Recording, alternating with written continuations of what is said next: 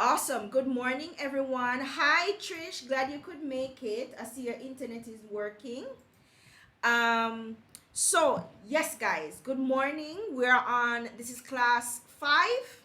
Time is running. We have 9 classes left, but this is class 5, and today we are starting our introduction to email marketing. Did you guys know? That email is still the undisputed champion of conversion? Yes, it is. According to just about every research, everywhere, email is still the number one highest converting digital channel. Now, funnily enough, that may be for everybody else. I don't think that's the case in Jamaica. No, I can't speak to the Bahamas, Louis. I'm sorry, but I'm not sure that is still the case. That's the case in Jamaica because simply how we use digital platforms, specifically email. Now I have a theory. I have a little theory that I'm gonna run by you. I want you guys to keep that in the back of your head. And my theory is because we're not a digital culture, we have had to our introduction, let's say, to these digital channels have been baptism by fire as well as in professional settings. And I'll tell you, the baptism by fire is, oh my God, COVID, panic, I have to go online. And so you are not starting from the beginning where you're learning the platforms and the features and all that sexy stuff that somebody like me who is teaching you these things will say, oh yeah, you have to learn how to do that. It's all well and good for me to tell you that you have to take your time and plan your strategy and do your objectives before you even launch your platforms. That's what I'm supposed to tell you because I'm paid to tell you that. Just kidding. But no, that's the right steps to take. But we all know that that's not what happens in the real world. In the real world, sometimes you just have to jump on a platform because either work or because you're trying this platform because you're looking for avenues to promote yourself or your business. Sometimes you are your business, right? And so all of that nice stuff may not necessarily apply. No, it's never too late to go back and put the steps in place and build your foundations. But that's not necessarily how, as I said, the real world works. So back to email. Emails, for a lot of us, we were introduced to emails. For me, I'm 38. So for me, the first time I was introduced to email was in high school. And it's because we had to do it because we had some class and a part of the class was them showing us how to set up an email. It was that kind of thing. And so I had to learn. We learned how to, set up our emails. And it was, emails at the time, right? And that was back in 1998, 1997. So, kind of still new, World Wide Web kind of thing. We were just getting personal computers. I mean, we, as in the common folks, we were just getting personal computers, that kind of thing. But for a lot of people, the everyday regular use of emails was through our jobs, right? And so we have been conditioned, I believe, to see emails as only a tool that you use when you're at work or only a communication channel that work uses. So we don't check emails very often outside of work. We don't really use email channels a lot to communicate socially or otherwise. It's usually for work purposes. And so unlike other persons in other places where email was just a communication channel for them socially or otherwise, it became so integral to it was almost like WhatsApp. We never got to experience that. We never had that luxury, put it that way. And so because of that and for other cultural reasons, I don't think email is that significant to us. At least we don't see it as necessarily significant. No, what I will say is, yes, I don't believe it's very high converting locally, but I still really do think it is a useful tool in your marketing apparatus, the system that you're setting up to promote your brand and your business, I not only is it an important tool, I still think it's an integral tool. It's very important that you have your email marketing thing set up for several reasons. And just quickly before I go into lesson, and I'm doing this to get people to come on. So by the time I actually start the lesson, I have at least a quorum. So one of the reasons why email is important is because, again, going back to how we have been introduced and how we have been using emails in professional settings. So you know that a professional email has a dot something something dot com. So for instance, my email, Kadia at thedigitaljamaica.com, or Kadia at kadiafrancis.com. So when you see that at .com, it says something to you, and it adds a level of sophistication to your brand or your business, because it's no longer a gmail.com, which is a free email where anybody could have. When you have a .business.com email, it sophisticates your business, and as well it adds legitimacy to your business. And so these are just some of the reasons why having your business email set up is important. But we're not really talking about business emails, just the setting up of business emails and looking all professional. What we're actually talking about is marketing, using emails to market to a particular audience. That's really what we're getting into. But that's kind of the genesis of that, right? Making sure that you're using these owned communication channels to have dialogue, to engage, to convince persons to work with you as opposed to somebody else. And email is important in that way, especially your email marketing, because it's private, and if you do it right, it can feel like a two-way conversation between you and this person who have shown some kind of interest in you or your business. And we're going to talk about that later as well. And you can go a little bit harder in your email, but it is still not the hard sell that we do on websites, etc. I'm not sure if before I would have explained the difference between a hard sell and a soft sell.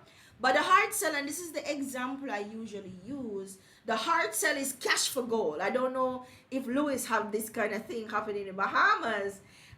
So you guys, you Jamaicans will know what I'm talking about with the cash for gold. You're walking down the street and hear somebody shouting, cash for gold, cash for gold, cash for gold, right? That is something that you will expect on the road, outside. That's loud and intrusive kind of marketing, because they are doing marketing. You might not think of it as marketing, but it is. Imagine you're at a restaurant, sitting down, having a nice meal, you dress up, you and your boo out on date night, having a nice meal. And in comes the cash for gold guy, and he's in the middle of this nice fancy restaurant shouting, cash for gold, cash for gold. It's not going to have the same kind of effect. You're not going to tolerate it as much as you would if you were just walking down the road, mind your business, and you hear this person shouting cash for gold. It's a different atmosphere. It's a different setting, which means that your expectations are different. Now, it's the same kind of, I'm not sure if that analogy makes sense to you, but think of social media as that nice fancy restaurant that you have to go and sit down to, and you're having conversations and dialogues, and so somebody coming in shouting cash for gold is disruptive, and that will distract from what the message is that person is trying to send out. Same thing kind of happens in email. You don't want to be too aggressive and forceful.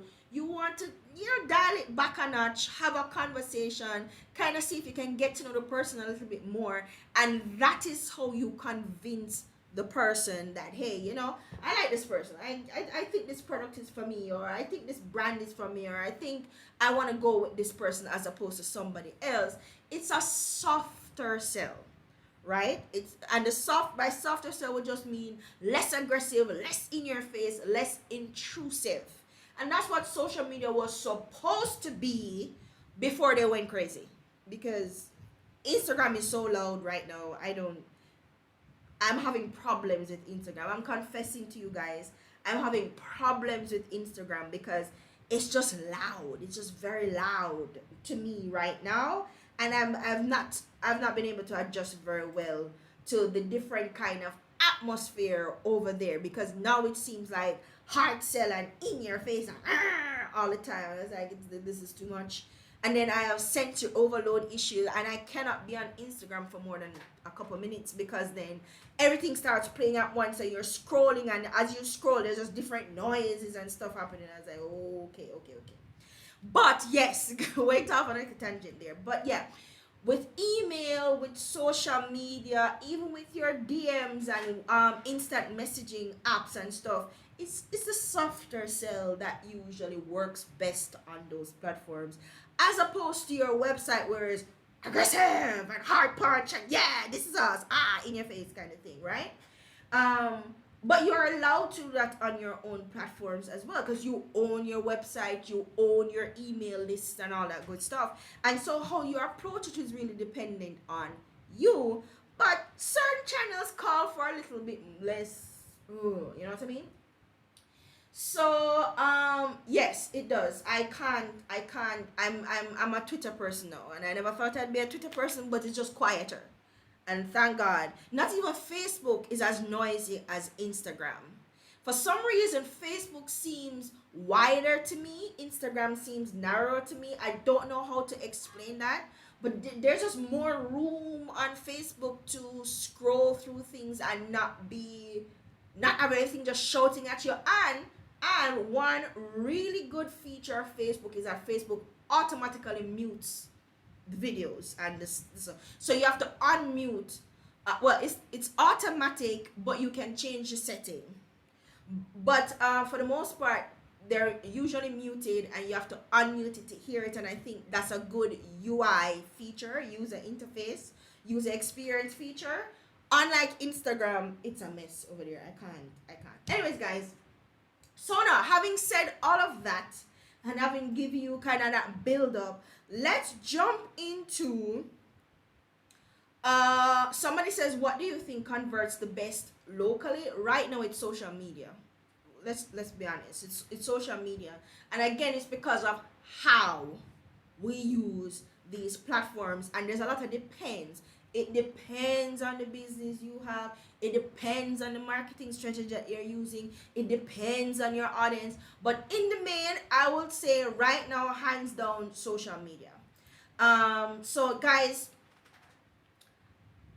yeah, Tiffany says, what would you recommend for local companies to convert their audience to customers? We're not there yet. So guys, let's jump into today's session. And we are looking at email marketing. Let me open up my presentation. And of course, you guys know I like to start with a little definition because I find definitions useful. Yes? And so let's go with, not sure what happened here. Okay. So, according to MailChimp, email marketing is the use of email within your marketing efforts to promote a business's products and services, as well as to incentivize customer loyalty. It can also be a softer sell to educate your audience on the value of your brand or keep them engaged between purchases.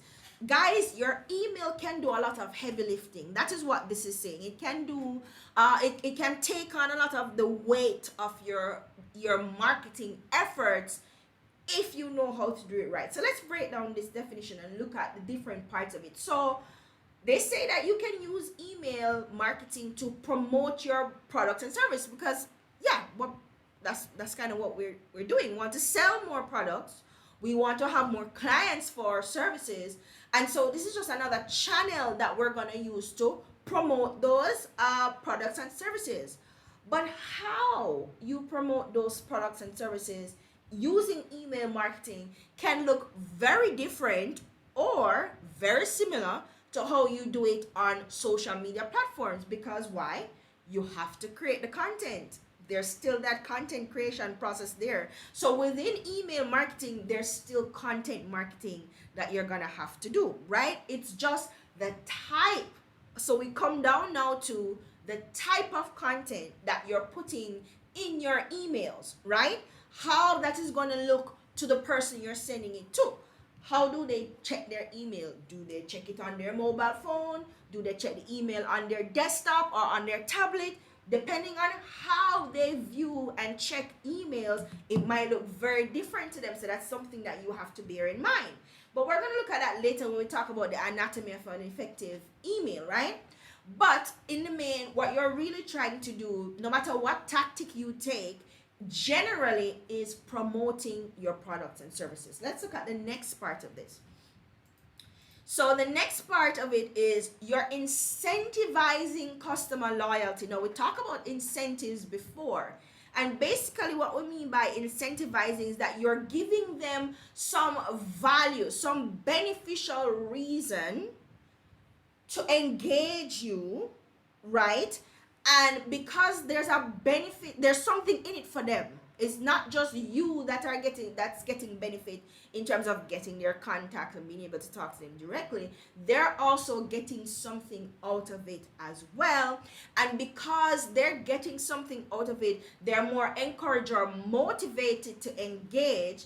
And because they're more motivated to engage, you have an easier time interacting with them, and through that interaction you're building customer loyalty, right? Especially, well, if that interaction goes well, because it can go south sometimes, right? The other part is the softer sell to educate your audience. And I explained before what softer sell means. It's less aggressive, it's less in your face, it's less intrusive, it's more dialogue, more conversation, more let's talk about this than let me tell you about my product. However, you are telling them about your product. You're telling them about your brand.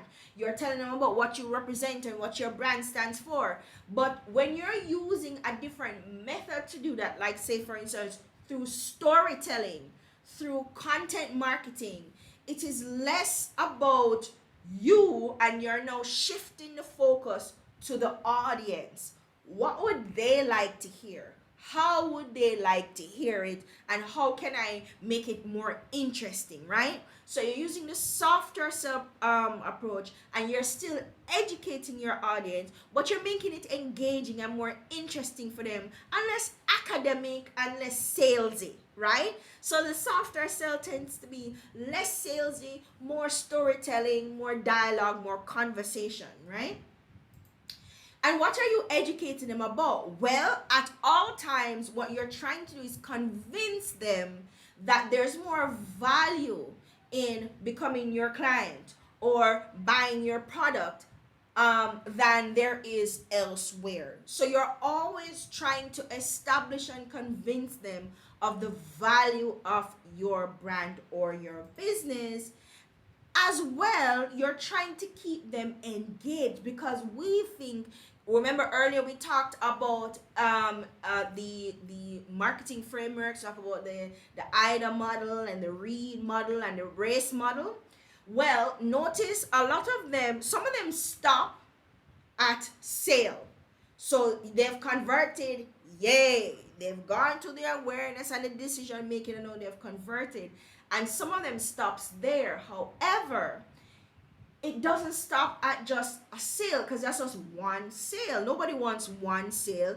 You want recurring sales. So what do you do between the time that they would have you would have converted them and they would have made the purchase. How do you get them to make another purchase and another purchase and another purchase and another purchase? You have to engage and re-engage and keep re-engaging them between purchases. Re-engagement is very important, and that's the reason why you have a lot of brands like Pepsi, Gucci, Chanel. They're using social media platforms. They're using email marketing to keep re-engaging persons. Now, I have never bought anything from Gucci. However, I have bought something from H&M.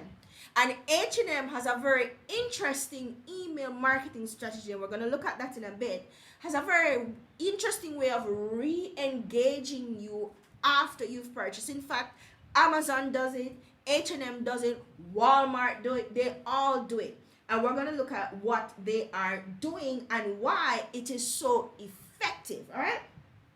So now, if we break this definition down a little bit more, pretty much what MailChimp is saying that we use email to promote our business, motivate people to interact with us so we can catch them, build loyalty. We're also doing the softer sell, the storytelling, the conversation, and through that conversation, we're educating our audience.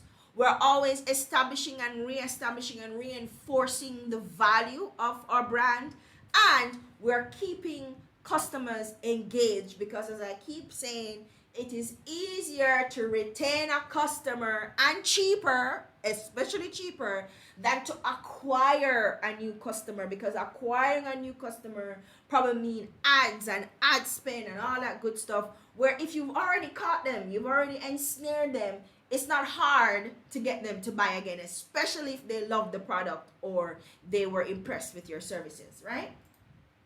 So guys, I've created this little chart thingamajig, and with this chart thingamajig, I have come up with what I would say is a 3-step approach to email marketing. Now, mind you, I am not an email marketing expert. She will be coming later.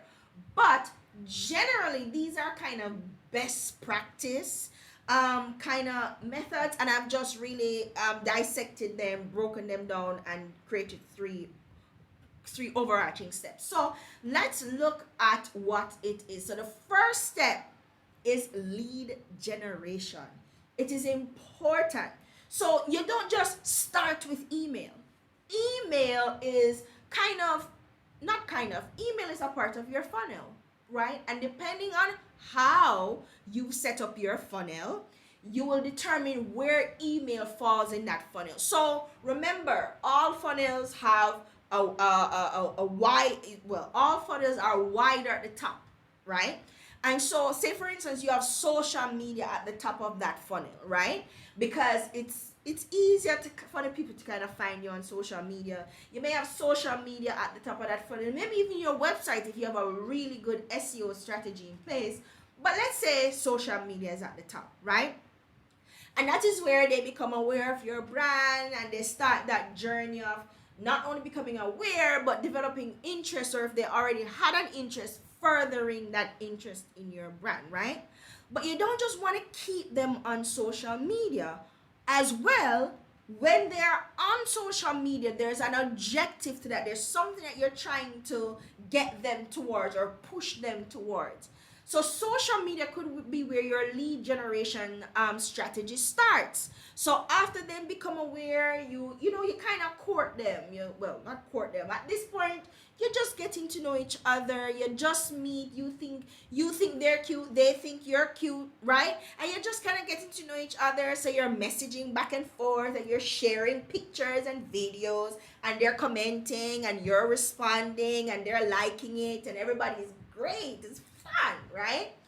But while that's happening, they start to like you a bit more because they start to know more about you, and they go, oh, this is interesting, I like this, oh, this is nice. Or you posted a nice video and they're going, oh, this was very interesting, I had a similar experience. And you guys are building up, getting to know each other. That's kind of how lead generation works on social media, right? So you're posting your content, you're engaging, there's interaction, you're consistent with your posting, you're doing your little stories, you may be doing your little live, and all the while they're getting to know you better, and they're forming opinions about you and perceptions about you. Now, say for instance, they were already interested, right? Because and this is now how you start to qualify the leads, and this is what we call a marketing qualified leads. And this is what happens. So they say they were already looking, they were already dating scene, they were looking, right? They're on Tinder, they're on Hinge, they're on Bumble, whatever, they were already looking. So in this instance, they were already looking for a company like yours, or a product like yours, or a service like yours, right?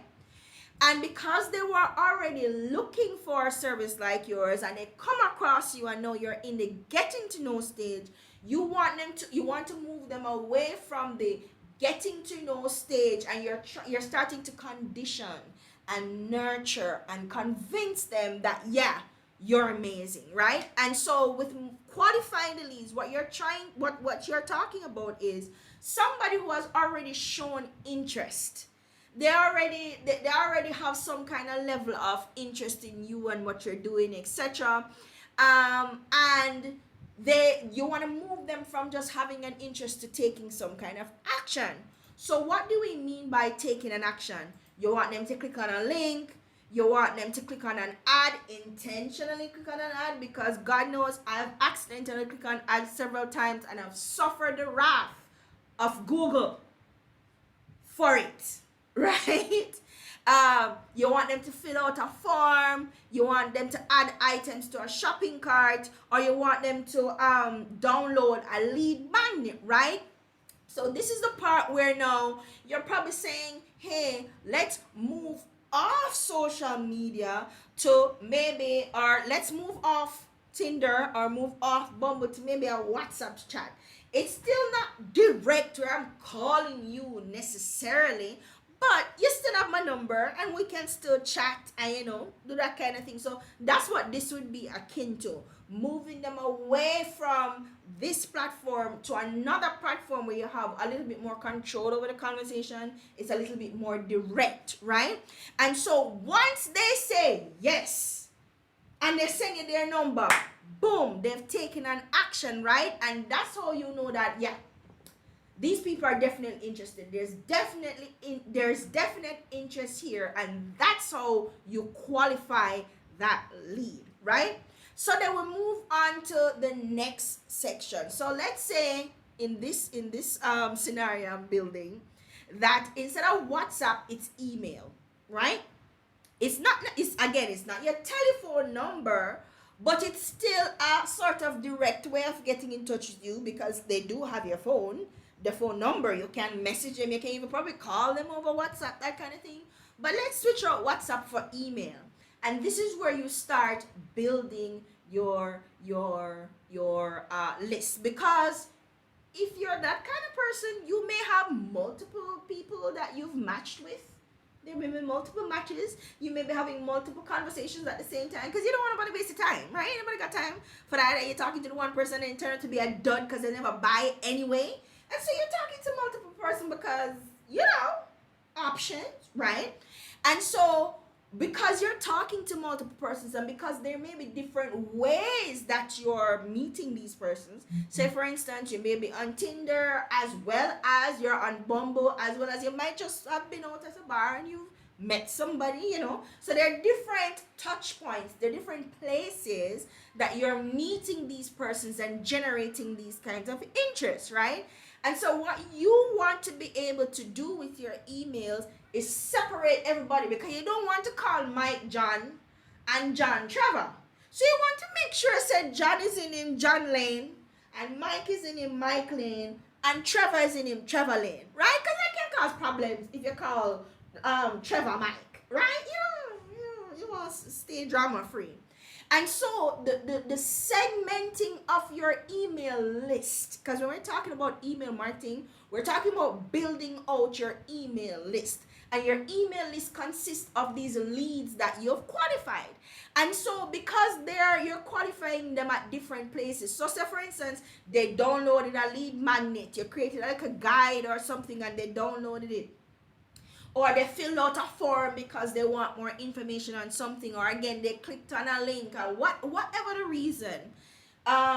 You want to make sure that there's separate list for the persons that will give you an idea, or that will tell you where they came from and how they landed in your email, right? And so that's what we call the segmentation, or list segmenting. So making sure that if they came from Instagram, you have the Instagram list. If them come from your lead magnet, you have your lead magnet. If them come from this other list, because again, you don't want to confuse them, because there may be different reasons why they came from Instagram as opposed to from your downloadable, right? And because of that different reason, you want to be able to engage and target them specifically. So let's go back to our analogy that we're building. You met them on Tinder, and on Tinder you said, oh, I just love the arts and museums and red wine is my thing. That's what made them match with you on Tinder, because guess what? I love the arts. I am such a fan of Shiraz. I think that's a red one, I'm not sure, don't quote me. Right? And so because you matched on those interests, you want to make sure that that's where you keep, you build from that point. Maybe over on Bumble, you're a whole different person, and now you're not really into it, but you're a beer connoisseur. You love homebrewed beer, right? And that's where the connection was made and why you match. So you want to keep it in that lane, right? So you can keep the conversation gravy along that line, because that's where the area of interest is. So that's kind of what it is. So when you're talking to Mike, who is a homebrew beer connoisseur, you want to make sure that you are talking to him about homebrewed beers, right? But when you're talking to Sebastian, who likes Shiraz and the arts, you want to make sure that you keep that in that lane as well. And so you're targeting these individuals based on the interest that would have connected you to them in the first place, and that would have sent them over to your email list, right? And so the next step after you've started building your email list is where the engagement comes in, right? And this is what we call sales qualified leads. Now, what are sales qualified leads? Sales qualified leads are leads that were marketing qualified leads, which means they like it. It's a Sebastian, it's a Trevor, it's a Mike. They like it because there's some interest there. You guys have connected on a certain level. But now you want to move it away from just chit-chatting to date, right? And so they've moved from, hi, we met on Bumble or Tinder, we're chatting on WhatsApp. And now, once they get to sales qualified leads, they're asking you out on a date, or you're asking them out on a date, right? You're like, let's go on a date and see what happens, because I like you and I think you like me too, right? And now you guys are talking about dates, right? Now depending on how that date goes, you guys may start dating each other, and that's where the sales qualified leads come in, right? So you're using the communication, the strategy, you're putting together a strategy as to how you can go from getting them interested, marketing qualified leads, getting them on your list, segmenting on your list, targeting them, right, through engagement, so you can move them from just an interest to a date. But you have to build your strategy, right? And what do we mean by strategy? So there are different approaches you can take to your email marketing. You can take the promotional approach. Now, to be fair, I think promotions is a general approach, because no matter what fancy name you want to give the approach, it's really just promotions. It's all promotions. But you can separate promotions. So what do we mean when we're talking about promotional email marketing? We're talking newsletters, maybe holiday specials, limited time offers, okay. And we're talking about, oh, it's just three. Oh, that's the problem. Oh, limited time offers. So you're probably even a free demo, stuff like that. You're promoting yourself. You're promoting your business. You can do that in different ways. In fact, you can do all of this at different times during your promotional email marketing campaigns, right? So the newsletter, the holiday special limited time offers, these are what we call campaigns, promotional email campaigns that you're using as part of your email marketing strategy. The next one is transactional. So it's less about limited time offer or holiday or newsletter and more about you made an order, they send you an order confirmation, or they send you a receipt or your invoices, or they send you a statement, right? Now you may be thinking, how is this a strategy? Because survey says people open transactional emails more than they open any other email. Think about it. You've made an Amazon purchase. How do you know if your order went through? Well, you instinctively know that you need to go check your email, because more than likely Amazon is going to send you an email with your order confirmation, because that's their system. You get an email with your order confirmation and you can track your package through email, because they send you an email at every point your package reaches, right? Because what happens is some Amazon use different depend on the seller, or if it's coming from Amazon themselves, it might be UPS or USP or no, United States United States Postal Service or DHL or FedEx, whatever. You get your tracking number, you can track it usually through your email. Also, they send you the receipt to say your order is confirmed, blah blah blah. So because you are checking for confirmation and tracking and stuff, they can sneak other things in there, like, hey, you've bought this, but the seller also have this. Or here are some other things people like you who bought this also bought. You are more likely going to see that, because you're always checking these kinds of emails to make sure that everything is gravy. You're going to get your package is on its way, and so they sneak other little things in there. I'm going to show you that in a second. And then the third strategy is behavioral. So depending on an action you take, then it may trigger something else. So for instance, the welcome sequence. And this is something that Anna is going to talk about, because she is an expert at welcome sequences. So what do we mean by a welcome sequence? You know, like when you first sign up for, go back to the Amazon example, when you first sign up for Amazon and then you go to your email, you see the confirmation email that verify your email, you verify your email, and you get another email that says welcome to Amazon, and then you get like 4 other emails after that.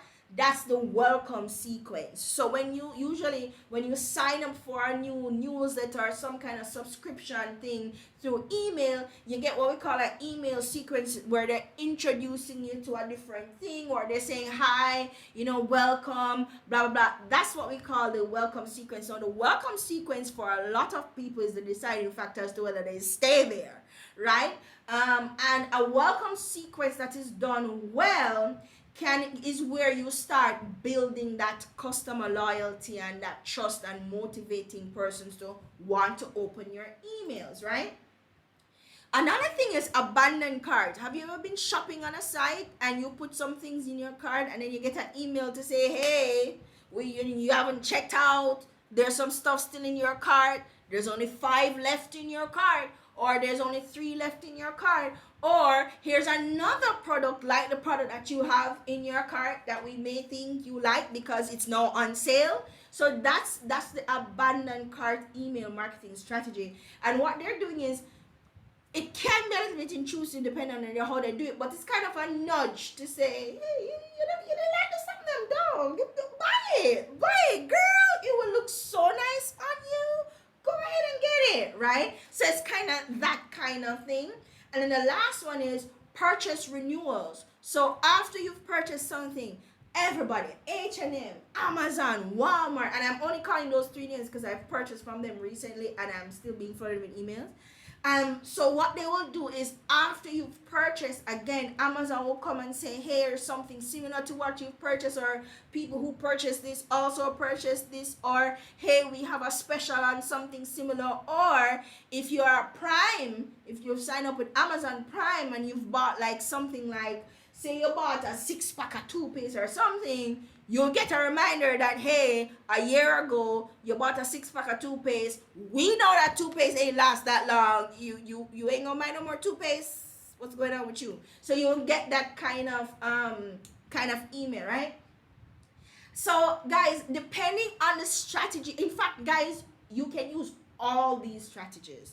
All of them can be operating at the same time, but you have to know how to put them together. And this is a system that you're going to set up in your email marketing service or system. So whether it's MailChimp or ConvertKit or MailerLite or whichever one of those email marketing systems you use, these things can be automated in that system. And Anna is going to come and talk to you about that later. But I want to show you guys, I want to quickly go into my email. I wonder if I can go in my email.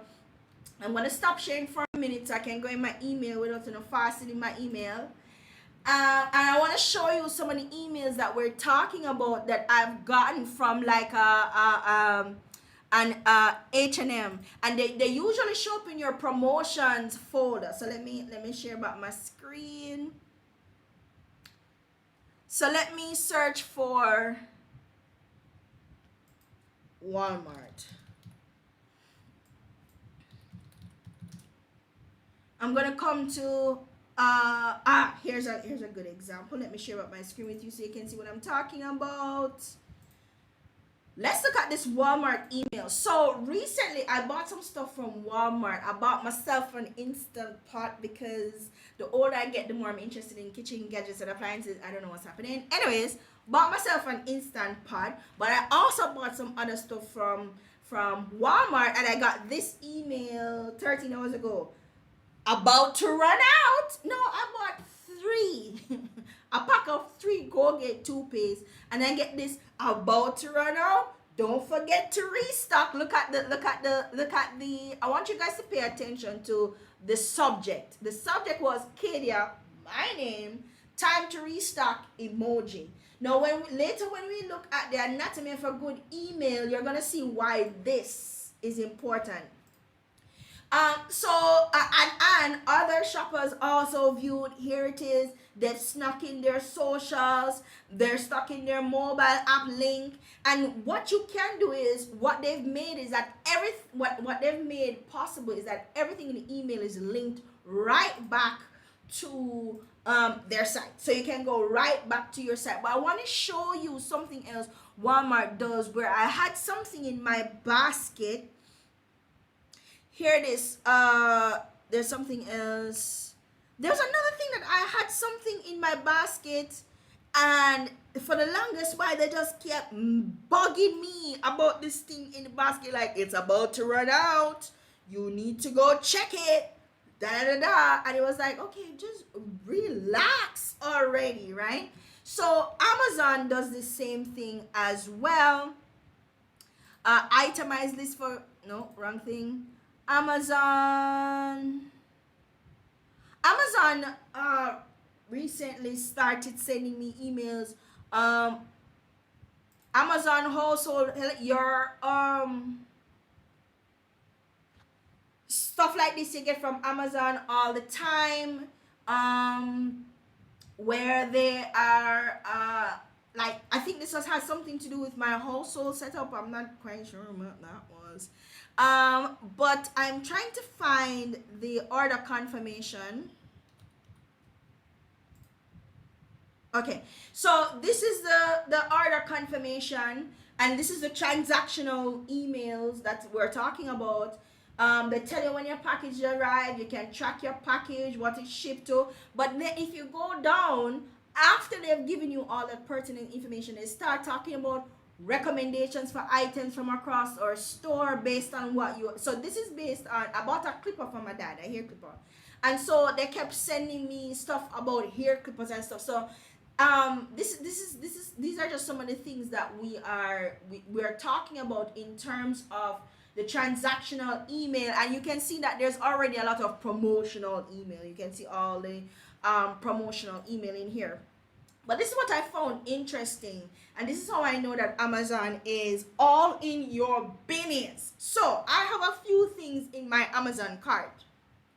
This is one of them. This is one of them. So I got a message say, "Hello, Katie Francis, looking for something in steamers? We have some suggestions for you." Now, this particular steamer is what I actually now have in my basket because I bought an instant pot. I'm an IPO.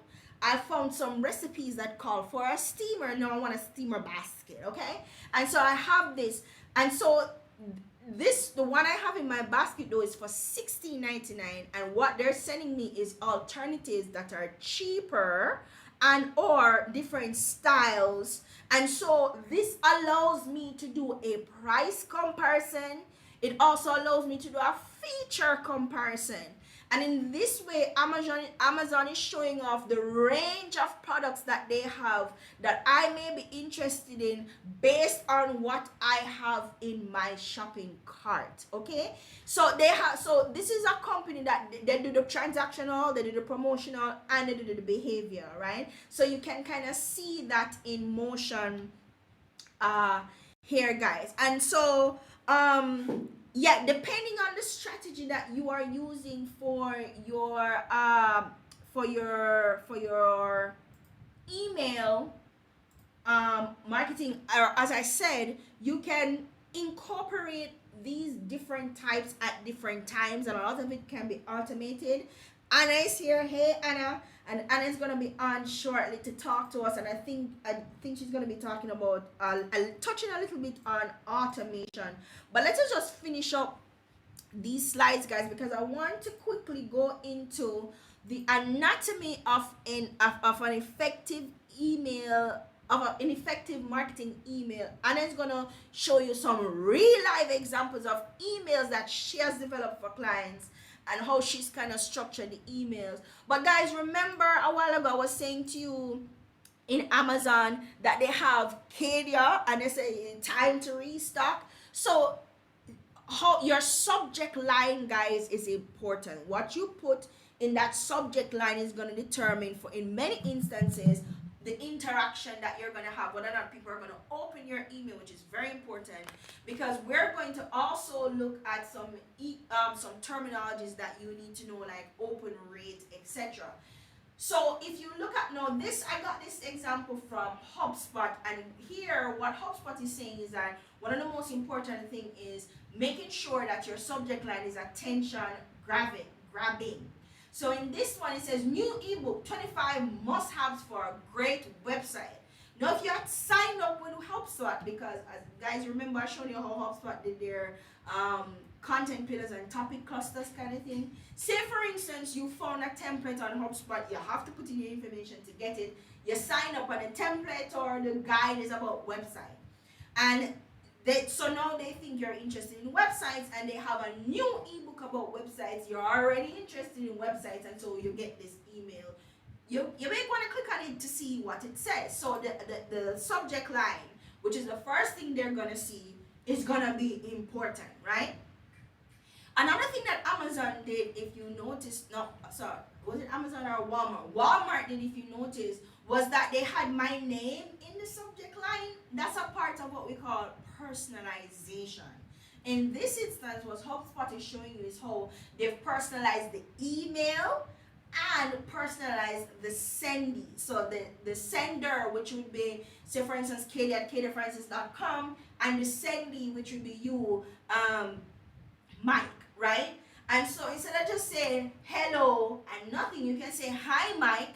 Just as how you saw Amazon, you saw Walmart refer to me by my name, right? It makes it feel as if you're talking directly to them, and this is not like a spam email that you send to everybody. You might be sending it to quite a few people, but you're still personalizing it. It's also important to personalize the email address, because it also makes the person feel like if they're responding to someone, okay? And that's important for a lot of people, because they don't necessarily want to feel like, oh, they're just another person on your list. They want to feel important or included. Contextualizing the offer. So this particular example that HubSpot is showing you is some offer that they're giving. So there's different types of emails that can be structured in many different ways. But what you should be able to do in the body of the email is contextualize what the whole point of the email is about. You don't want this long rambling email or person that trying to figure out what is this about, what are you trying to say. You want to make it concise. You want to get to the point as much as possible, because the takeaway from it is this is what we are this is what we're offering, this is how it will benefit you, this is why you should click on it, all that good stuff. You want to just get that in there as quick as possible. If it's just a regular email like for a newsletter, just get to the point of what this newsletter is. The long ramble doesn't really work out. You also need a strong call to action. What do you want them to do after you see this email? What do you want them to do?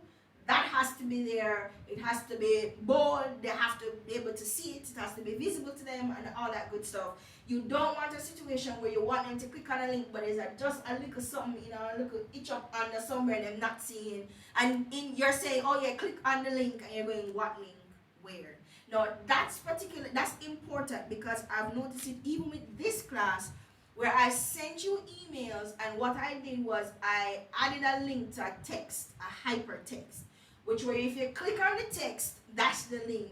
And a lot of you did not know that you should click on the blue text, and that would be the link, because I get message, miss, I never seen a link, So that's how I realized that you guys are not necessarily familiar with that. And so that can be a problem if you have an audience that is not email literate, if you want to call it that, or not email savvy. Doing stuff like that may not work. Now, you may do it because you want email to be concise. You don't want this long scrolling kind of thing, but as well, you don't want this big ugly link in the middle of your email. But if your audience is not email savvy, you may have to, and I hate to put it this way, but you may have to dumb it down for them a little bit, right? Maybe use an arrow, or maybe use an emoji to point their attention to the link or something.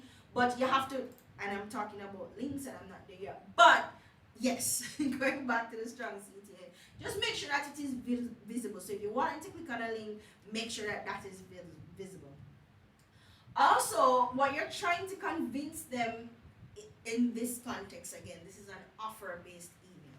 What you're trying to convince them is the benefits of your offer, why it is going to be of some value to them. It's really always about your audience, not why it's of value to you or why you think it's valuable, but why it may be valuable to them. So you have to establish in the email the value of your offer. And of course, you want to zhuzh up the email, make it look a bit sexy. You just don't want text, because we all know there's a lot of reading going on these days. Again, that is based on your audience.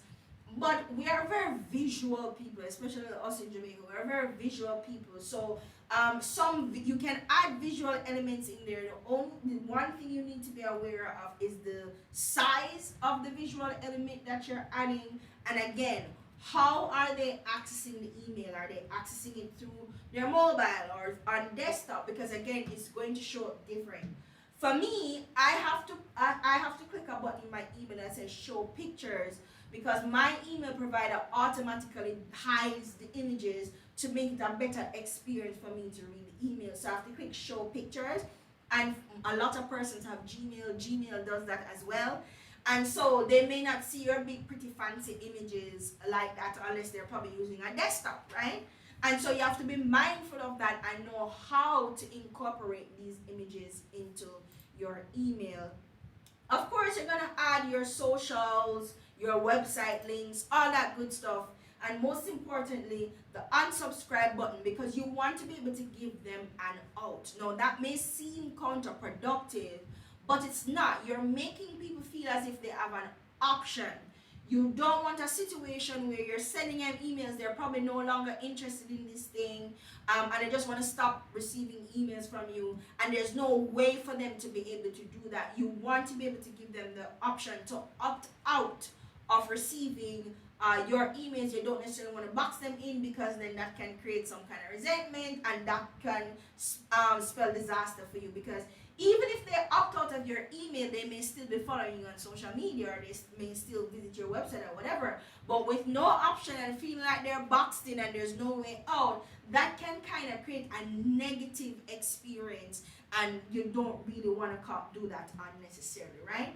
So there's a link to this, guys, in your reading list. I hope you guys are accessing your reading list.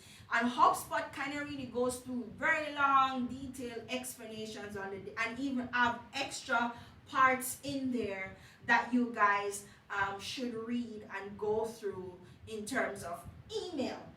So guys, I'm gonna pause here. Well, I think there was one more section that I have, and I was looking at some of the email marketing tools that I personally use, but I know Anna is gonna go over some tools. So again, remember earlier I said it's really based on the service you use. So for me, it's MailChimp. I think MailChimp is probably, I don't think it's the most user friendly, but it's the freest one, I think. As well, there's also MailerLite and SendFox, but I think it's just the most popular one. It's the most freest one, and so people tend to use MailChimp, and MailChimp allows for certain automations, etc., depending on the package that you have, whether it's free or pro, etc. Canva you can use to design your emails, kind of put them together. This keyword tool, what it actually does is help you to search keywords to see what's the best keyword to include. And with this one over, this one over here, what it actually does is, and it's a really cool tool, and I'm sorry I did not link it, but what it does is it allows you to see email campaigns from all sorts of different companies, all sorts of different types of email campaigns. Let me see if I can, I'm going to stop sharing for a minute so I can see if I can find the links I want to show you, because you can just, guys, I'm the queen of copy and paste stuff. I'm telling you honest truth. I believe in working smarter, not harder, and if I see somebody else who do it better than me and know what they're doing, I don't have a need for reinvent wheels. I'm not a reinventor of wheels. So the name of the site is Really Good Emails, right? Really Good Emails. So let me share again so I can show you. Really Good Emails. This is what the site is. So what you can do is you can literally look into the category, say abandoned cart, and you notice it says behavioral here. So say abandoned cart, you have promotional, you have behavioral. So say abandoned cart. So you can look at how companies how they structure an abandoned cart email, right? And you can create your own little library of examples. See, this is a discount one. You may also like, so you can use these as templates to create your own emails. And I just thought this was a really effective and useful tool, especially if you're a small business, you're just starting out, you don't have the big fancy automation thingamajigs just yet, but you still wanna, start building your email list. I think these are some of the let's look at promotional. So let's look at announcements. Say you have a new product launch, right? Again, lots of examples of emails that you can send, etc. So this is reallygoodemails.com. You can sign up, you can get the pro version, and it allows you to use the Chrome extension, sort and filter, all sorts of different stuff. It's just a really cool little tool. You can use the free version, you just can't copy paste from the free version. So that's that tool, guys. And there's some other little tools that if you do a little bit of research online, you should be able to find.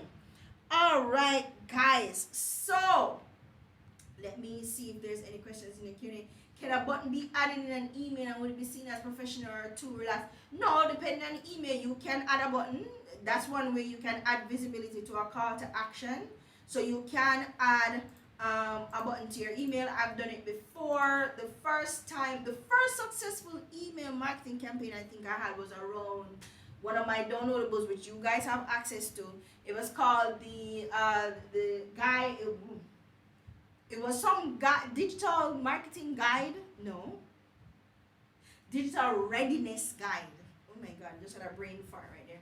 So it's called a digital readiness. It was the digital readiness guide, and it was just like bringing people through the basics of setting up yourself online.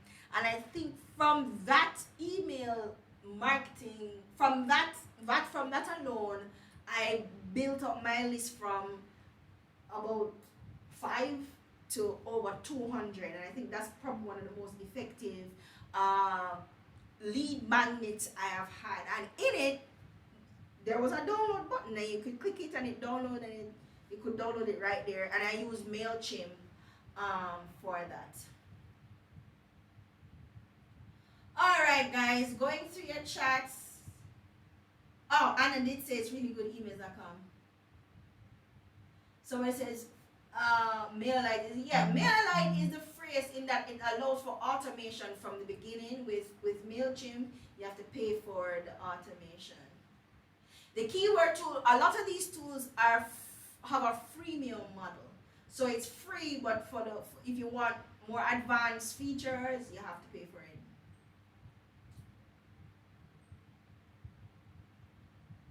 No, your manager doesn't believe in personalizing the email. I think that's a bad move. Okay. All right, guys. It says my audio. Guys, are you hearing me? It says my audio sounds distant. You are going off mic or distant from your mic. Ooh. Are you guys hearing me? Oh, when I lean back. Okay. Yeah, I'm not a fan of MailChimp either. It's just that that's where I started, and honestly, I can't be bothered trying to switch over. But anyways, guys, I have somebody says I sound echoey. Guys. I'm not sure. Another reason why I use MailChimp is we're hearing, but the output is no different. Guys, I've touched nothing. I don't know what's happening. But guys, the other reason why I use MailChimp is because there's a lot of literature online about MailChimp. There's a lot of information that you can find about how to use just about every single thing in MailChimp. Not necessarily so unless it's like one of the other big ones like ConvertKit, where it's like $5 million a month. Unlike those other ones, I find that MailChimp is very good at putting information out there about their different features. Although I don't think their explanations and things are clear. I like how they use demonstrations. And of course, you have a lot of people talking about MailChimp, so information is easy to find. Any user, guys, today we have a very special guest, and her name is Anna Serayna. And Anna, let me see what Anna's official titles are. Anna is the founder of Affiliate Marketing. She is a conversion copywriter and email marketing strategist. Now, when she's not writing high converting copy, because Anna knows what the hell she's doing with emails and crafting sales funnels for clients, she likes to dream about her pre-COVID nomadic life and plan future trips. Now, Anna, just quick background. I've known Anna for some time now. I think I came across Anna on Instagram. I don't remember. But Anna, before I know her as this email marketing guru, I knew Anna as what are those actually real hashtag Instagram traveler, hashtag no digital nomads kind of people. She was always somewhere doing something incredible, and so that's how I know Anna. And then getting to know her more, following her, I realized that she's also amazing with this as well. And I think that's how we met. Anna, are you on? Yes, I'm here. Hi Anna, how are you? Good morning. I'm good. Morning, everybody. All right, guys. Happy to be So here. awesome. Are you using your camera? Oh, wait, it's not on. Whoopsie. Okay, you have to give me, Oh, yes. yes. Do I I have? think I tried earlier.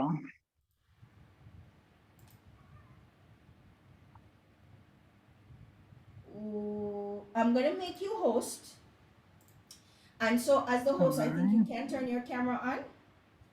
let's see. Yeah, there we go. There she is. Hey, Anna. Hi. All right, So, so I'll turn guys, this Anna, machine before on. you start, can you just give us a little bit of your excitement background, and and then we can jump into the presentation. Which part of the world are you in right now, by the way? I'm home. I'm here. I'm actually in Mandeville. You're in Jamaica, okay? Because I have to ask her every time I talk to her, I have to ask her, where in the world are you today? So that changes from day to day. I am here. All right, and I'm gonna hand Um, over to you, okay? okay, let me just get set up real quickly. All right, can you all see my screen just to confirm? Yes, we I feel can. like this is the age-old Zoom lament. Can you see my screen? All right. So before I dive into the presentation, one thing I want to point out, I'm going to aim to leave sufficient time for Q&A because when I was preparing the presentation, I didn't want to dive too deep. And so some of it may be a little surface level. So if you find that you have a question that I have not addressed, you can always jump into that in the Q&A section, as well as I also have a worksheet and 2 ebooks I'm going to be sharing toward the end of the presentation that pretty much cover all the material. All right, so with those, you guys should be armed to take on email marketing. All right. Quick question. I think I should be able to see the chat. Can each of you indicate whether you're selling a product, a service, or if it's just your personal brand that you're looking to promote with email? You can use P for product, S for service, and B if it's a personal brand. I just want to get a feel for, okay, cool. Oh, some are doing everything. Cool. Interesting. Oh, so it's like a good mix. Okay. All right. So I work primarily with, well, I think I cover all three. I work with some software as a service brands, lots of coaches and consultants. So they do mostly services. And then I write emails for e-com clients as well. So I do have experience with all of the above. Is there anybody here that's writing emails for clients? Can just type a Y if you're writing emails for clients. Oh, cool. Okay. Nice. So we have a little bit of everything. Okay, so let me dive in. So pretty much everybody who's here is here likely because they're looking for more customers, looking to increase revenue or to grow their business in some way, shape, or form. And if you're not doing that yet, you're probably looking to monetize a passion and then do those things, right? And so by the end of the session, my commitment to you is that you'll get a better understanding of why email marketing is so important, how to choose the right lead magnets to grow your email list, what email service providers are available that you can start with for free. I know budgetary constraints tend to be a thing. Unless you're working with like a corporate entity, more often than not, you're going to be concerned about that monthly bill for email. And so I'll give you some free options. We'll walk through the welcome sequence, what that looks like, and then brainstorm a few content ideas for those ongoing nurture emails. And I will talk a little bit about how to measure the success of your email marketing efforts. All right. So a little bit about me. Kate touched on some of it. Pre-COVID, I was a full-time travel blogger. I actually started copywriting back in 2015 and picked it up again in 2018. when it was my sole source of income while I was traveling full time through, I think, Africa, mostly Southeast Asia. I'm an email marketing and sales funnel strategist. I've been writing emails and copy since 2015, which is a long time, thousands of email campaigns, way more emails. And I've written for a variety of clients and niches, as I mentioned, e-commerce, coaching clients, real estate, I think health, travel, just a wide range of clients. And so my experience with email is not limited to one particular niche, which I think can be helpful. All right. So one of the first things I tend to ask clients or persons considering email when they're on the fence, like, does it make sense? Is it something I really want to spend my time doing? If your answer to the question, would you build your house on someone else's land? If the answer to that question is no, then you do want to consider email as a medium. Focusing on social and other platforms and ignoring email marketing is the equivalent of building a house on someone else's land. Twitter, Instagram, they're all cool for generating engagement, but it's not guaranteed. If you've seen people complaining about changes in the algorithms, Facebook changes something and suddenly a business, is struggling. Where you used to have a certain degree of engagement, you're not getting it anymore because there was a change. You have a promotion, you want to run a sale and you have to be running ads to drive traffic. With an email list, you are in control of your audience. Yes, people can opt in, they can opt out, but at the end of the day, you own that list, you have access to those subscribers. If you're doing it right, they should have opted in, they should have given you their permission. And so it's consistent access to nurture that audience and connect with them whenever it is that you need to sell more of your product or service. And so that's the analogy I always use when people ask, like, does email even make sense? And so that's something I'd recommend that you consider. As far as email statistics, email generates a return of, on average, $44 for every dollar spent. And for context, most of this is US-based. Most of the statistics that we have access to is US-based, but it doesn't mean that it's not valid, especially if in your business, you're serving clients outside of Jamaica. Email is 40 times more effective at acquiring new customers than Facebook or Twitter. When it comes to purchases made as a result of receiving a marketing message, email has the highest conversion rate, which is 66%, when compared to most other mediums. And one of the reasons for that, I kind of pointed to before, when you think of how somebody ends up on your email list, it's because they've raised their hands and said they're interested in something that you're offering, whether it's a freebie, at 10% off, it's a discount, a consultation, whatever it may be. They've expressed an interest, and so they're more likely to pay attention to whatever messaging you direct their way versus a cold audience from social media or ads, right? So simply put, email marketing is profitable, it can be lucrative.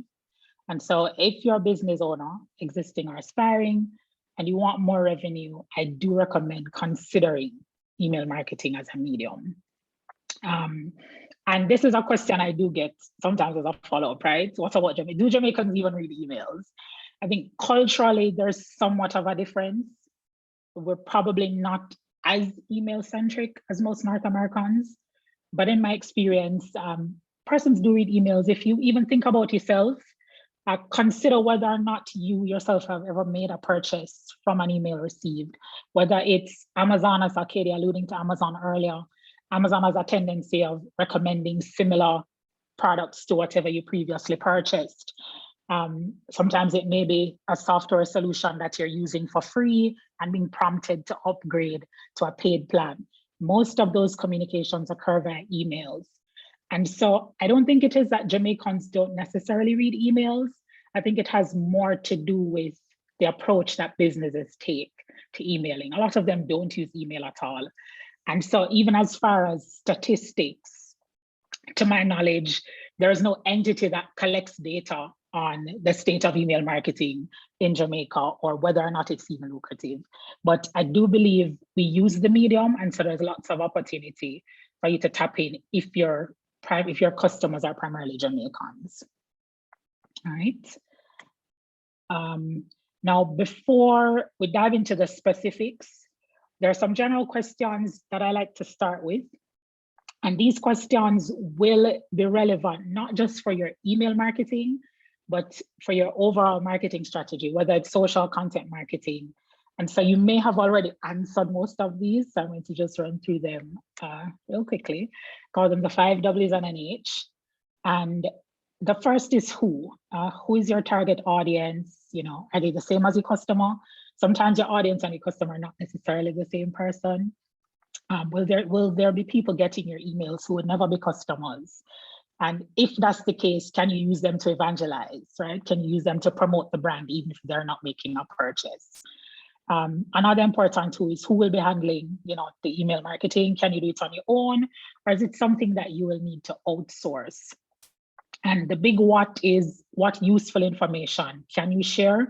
Because that's going to form part of your content strategy for your emails. The why is important. Not all emails are created equal. There's some emails that solely serve the purpose of getting brand awareness. So just making people aware of who you are.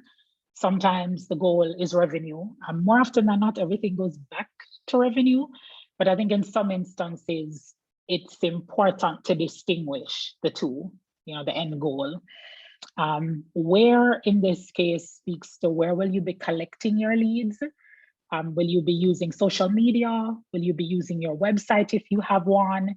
Depending on your brand, for example, if you're a candle maker or somebody who sells some other handcrafted good, if you're going to trade shows, are you going to be collecting email addresses manually that you will then upload? So all of that is important. And then which email client are you going to be using to send out the emails? When speaks to when the emails are going to be sent out and when you're going to be assessing the effectiveness of your overall efforts. And we'll talk about, later on, we'll talk about some of the metrics that you can use to determine, you know, whether or not the emails are working. And then the how will email marketing fit into the bigger vision for your business? I touched on how will you measure its effectiveness? What metrics are you going to use? How will you find your target audience? And how are you going to encourage them to join your list? All right. So yeah, those are critical questions as you're going through and as you're getting ready to put together your email marketing strategy. And this is part of the ebook I alluded to earlier, which I'll be sharing the link. There's also a worksheet at the end that takes you through the questions so that you'll have a recording of that. All right. One of the things that's important when you're figuring out your messaging, not just for your emails, but whether it is a social media copy, your website copy, it's the what are you selling and why should people buy it? And for this, it's important to get in the habit of expressing it in terms of the value that you're providing. There is a tendency to kind of focus on features and not necessarily benefits. And so you want to get into the habit of making sure that what you're selling is exactly what your customer needs and not just the feature of the product or service. And so I do have a few examples of this. If you're in the beauty or skincare industry, you're not necessarily selling skincare products. You're selling the feeling of being healthy and beautiful. And so even in your messaging, in your copy, you want to focus on that benefit that your end user, that your end customer is going to get. Don't talk about your fitness or coaching services. Talk about confidence that comes with being healthy and fit. I talk about being able to fit in that dress or that suit, right? Because at the end of the day, those are the things that really resonate and drive action. No one necessarily wants a life coach, but clarity about their purpose and a clear action plan that takes them toward those goals, people will buy into that. And so again, be sure to focus on benefits as you're, creating your value prop. for your audience. And then for examples, I thought you guys would have been able to speak when I was putting this together. So maybe you can type into the chat. Maybe 2 or 3 persons just tell me what the nature of your business is. Something specific, just so we can kind of craft a value prop that's focused on the benefits to the customer. All right, photography, that's a good one. You're not really, when you're a photographer, you're not necessarily selling photography services, right? Because at the core of photography is memories. And so if you're a photographer and the idea of capturing memory and emotion is not part of the language and the messaging you're using, you're missing a huge, huge, huge selling point. So let me grab another one. Travel planning services. No, you're selling experiences. You're not selling travel planning. You're selling experiences in ideal destinations, where it is that your ideal customer wants to go. Event space and catering. Convenience comes to mind, particularly around just having all of that outsourced and not having to think about it. And so this exercise goes beyond the email marketing, as I said before, but you want to make sure that in your messaging, you're really honing in on what is the end user, what is my customer going to get from this? How am I making their life easier, better? And sometimes it doesn't necessarily have to be something functional. It can be aspirational, right? Let me see if I'll do one more before I move on. Let's see. Motivational page, I guess that's probably motivational speaking as well. If that's what you're doing, I would say one of the things that you help people to do is to unlock potential. That's a huge part of being a motivational speaker. So your service is not necessarily speaking, but your service is really empowering that audience, making them believe things are possible that they wouldn't otherwise think they're capable of, right? So yeah, just something to think about as you're going through. So moving right along. So I mentioned earlier about a lead magnet. Not sure how many of you are already familiar with the term. It's also called a freebie. And in the marketing world, it's essentially the thing that you share with your subscribers in exchange for their email address. Now, there's a common practice to just put a little box at the footer of your website, sign up for my newsletter, join my newsletter without putting much thought into it. And the drawback to that is, if you don't have a popular newsletter that everybody already knows about, it's not going to convince and convert people the way that you would want. And so that's the main idea behind lead magnets. They're more targeted, they're more focused, they're committed to solving a problem for your user. And so instead of sign up for my newsletter, to follow on the photography example earlier, here are 5 things that you need to do to prepare for a photo shoot, 5 things to consider when hiring a photographer. If somebody is searching for a photographer and they land on your site, they're more likely to opt in because one, they're looking, so you're answering a question that they're already asking themselves, right? And so the lead magnet, you want to make sure that it addresses a concern or solves a problem. Okay, yeah, you want to make sure that it addresses a concern, that it solves a problem, it speaks directly to the audience. So don't take the lazy approach of, just sign up for a newsletter, because the conversion on that is going to be significantly lower than if you make it more targeted.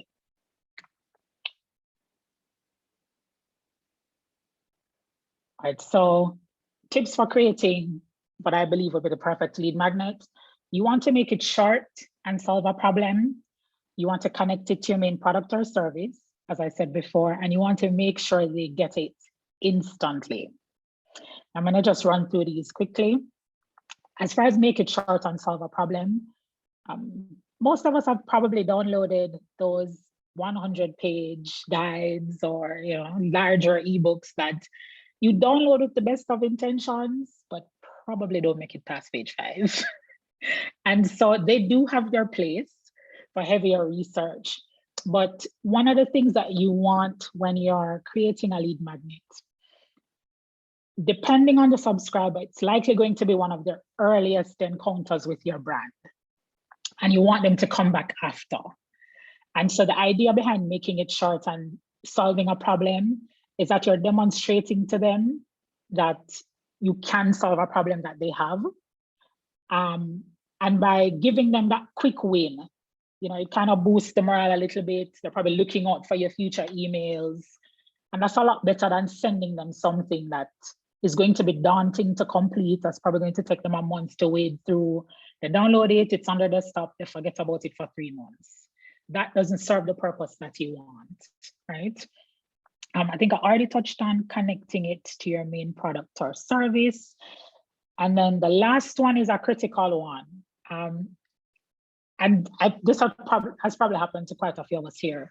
You go on a website or you see something on social, you click through, you go to the page, enter your name and email address, and you sit there staring at your inbox because nothing comes. And it's incredibly frustrating to sign up for something and not get it because that person doesn't fulfill the promise. I notice it, I've seen it happen a couple of times on e-commerce sites, you know, where you have that pop-up more often than not, it's 10 or 15%. So sign up for the newsletter and get that discount. You sign up and the email never comes, the coupon code never comes.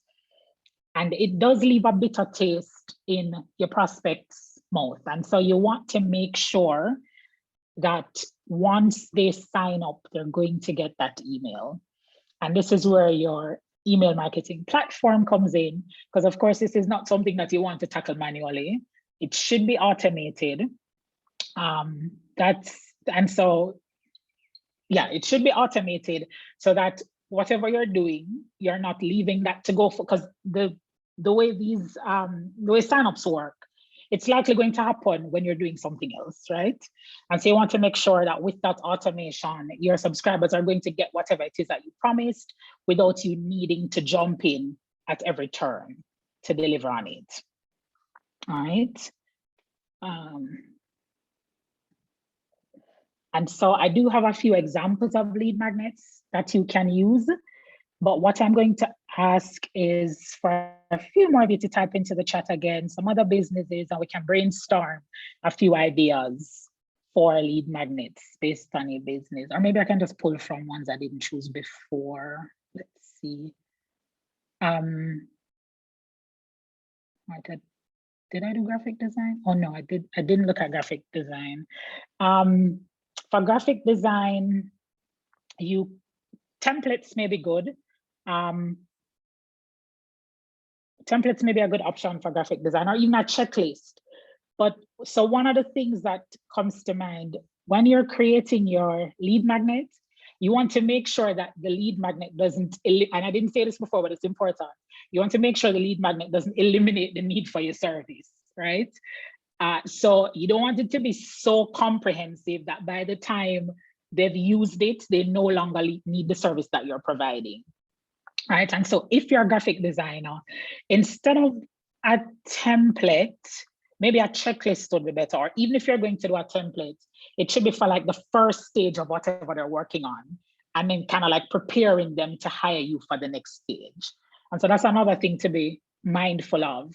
Ensure that whatever solution you're providing does not eliminate the need for your service. So definitely important. I saw skincare, a checklist may be good in terms of a skincare routine, and then that checklist could include products that you provide. Yeah, let me see what else. Virtual assistant service, a consultation, maybe a good one there, or even a training video. If you're a virtual assistant, something along the lines of prepare. And you want to also think about, and this is more to service businesses, if your business is service-based, one of the best ways to use a lead magnet is to prepare the client to work with you, right? And so in the case of virtual assistant service, maybe some kind of a checklist or worksheet to prepare them for the experience of working with you. Here's what needs to be done before you engage our services. This needs to be on track, that needs to be on track. Social media advertising. A masterclass may be a good option, I think, for social media. And when you hear masterclass, don't necessarily get overwhelmed. Your masterclass can be 30 minutes, it can be 45 minutes, just a basic recording of you talking about 5 reasons why social media is important, or 5 ways to utilize social media in your business. And the idea there is, by the time they've signed up for that masterclass, you'll be able to convince them. And so the next step is, okay, I hear the why, I see why it's important. Now I'm ready to pay you to do it for me. And so those are a few things to be mindful of as you're putting together your lead magnet. All right. I saw something about debt consolidation. I think the consultation or checklist would work well for that solution. All right. Oh, I just went through this. So I can move on. Now, in terms of channels you can use to grow your email list once you've decided on that lead magnet, there are free and paid channels available depending on your budget. Social media is the most obvious one, and social can be free or paid. Pay-per-click advertising is paid social media advertising. Guest blogging, collaboration, and your website. As far as how guest blogging would work, more often than not, when you agree with someone else to write content for their blog, most of them will allow you an option to put an opt-in there. So-and-so writes about this particular topic, you can download their, whatever the resource is, and they'll give you a link. And most sites will only give you one link. And so you can add whatever free resource that you have to that link. Collaboration is kind of similar to guest blogging, not necessarily as formal in terms of how it works. It could be you going onto somebody else's social platform, onto somebody else's blog post, podcast, going onto somebody else's podcast, etc. So there are different ways to promote your email list with that freebie. Once you've defined it, you're clear on who it's for. And so you can target these channels based on who you're looking for in terms of where to find them. The paid channels, I think, are pretty self-explanatory. Google ads, Facebook ads, Instagram, and then paid influencer marketing is an option as well for promoting your list. The paid influencer marketing, more often than not, you'd probably give, whether it is a code or a special offer for persons who sign up through their link to get onto your list, right? Budget, as I mentioned, is going to be important as well. There are a few free options for email service providers, but depending on how extensive your needs are, the size of your list, the number of features that you're going to need, you may find that you may need to start paying for an email service. Most of them start, I'd say, at about $10 and can go up to the hundreds, depending on how robust a platform you need. If you're not much of a writer, you may need to get a copywriter to write your emails. An alternative to that is purchasing templates, usually more affordable than going the route of hiring a copywriter. You can purchase a set of templates and then just customize them with your, your brand details and voice, etc. And then if you're going the paid route for your traffic, you're going to need ads. All right, so one other consideration as you're preparing a strategy for your email marketing, your budget. All right. Remember, if you have questions, just make notes and I will tackle them toward the end. And so a quick overview of 3 of the more popular options for email marketing. I know Katie pretty much touched on all 3. She didn't go into any details, but she touched on all 3.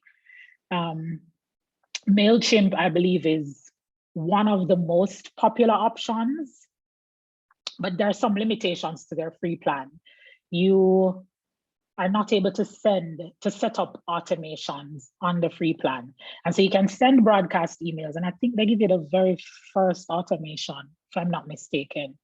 But for the most part, if you want to send like a sequence that's automated and triggered by like a specific action, you would not be able to do that on the free plan. If you don't have a website and you want the landing page feature, you'd need one of the paid plans to do that. Let me see. But I'd say the biggest drawback to the free plan is the lack of automation. Most of the other stuff you can get around if you're just getting started and you're not quite ready to spend. I am a little biased toward MailerLite. I'm on one of their paid plans, but I started on their free plan. I have multiple accounts. I have some free and paid. My favorite thing about MailerLite though is they allow you to access everything on their free plan.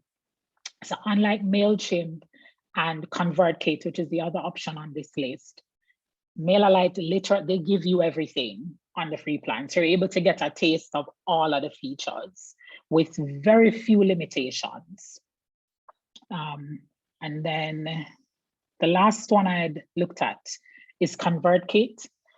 They never used to have a free plan, but they've gotten a lot of feedback over the years, and they're probably one of the more expensive popular options. There wasn't a free plan before, but now you can actually create your forms, collect your leads. The only thing is, again, as with MailChimp, you can't do automations. And so if you're going to be, setting up automations, you're going to need one of the paid plans.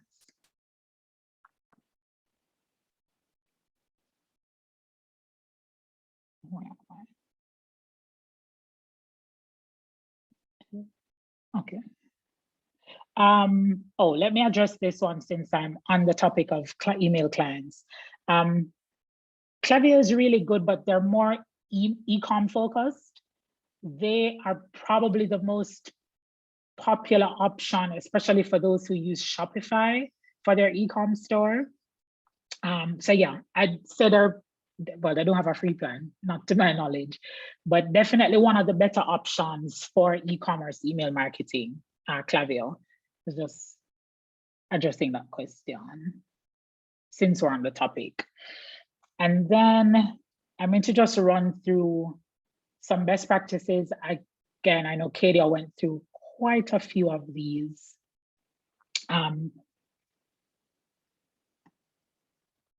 So your subject line is obviously critical, right? Because if you don't have the right subject line, the email doesn't get opened. And if it doesn't get opened, everything else was for naught. And so your subject line literally has one job, and it's to get that email opened. A caveat to that is you don't want to use a subject line that is clickbait if the content is not related to that subject. Because what it does is it ruins your reputation with your subscribers. If you put, like, for example, there's a thing that was happening recently, I think I saw it on social, where some persons were actually mimicking like payment notifications from Stripe as the subject line, which you don't ever, aside from it being illegal, you don't ever want to do that kind of thing.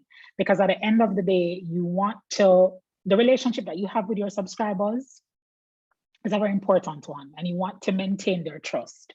And so while you want to use subject lines that will get them interested, will get them interested in clicking and opening the email, you also don't want to use something that when they click it open and realize that it's not what you're talking about, the next thing is for them to hit unsubscribe because they're pissed, right? Personalization is also another good practice in email marketing, but personalization goes a lot further than just hi first name or just using their first name in the body of that email.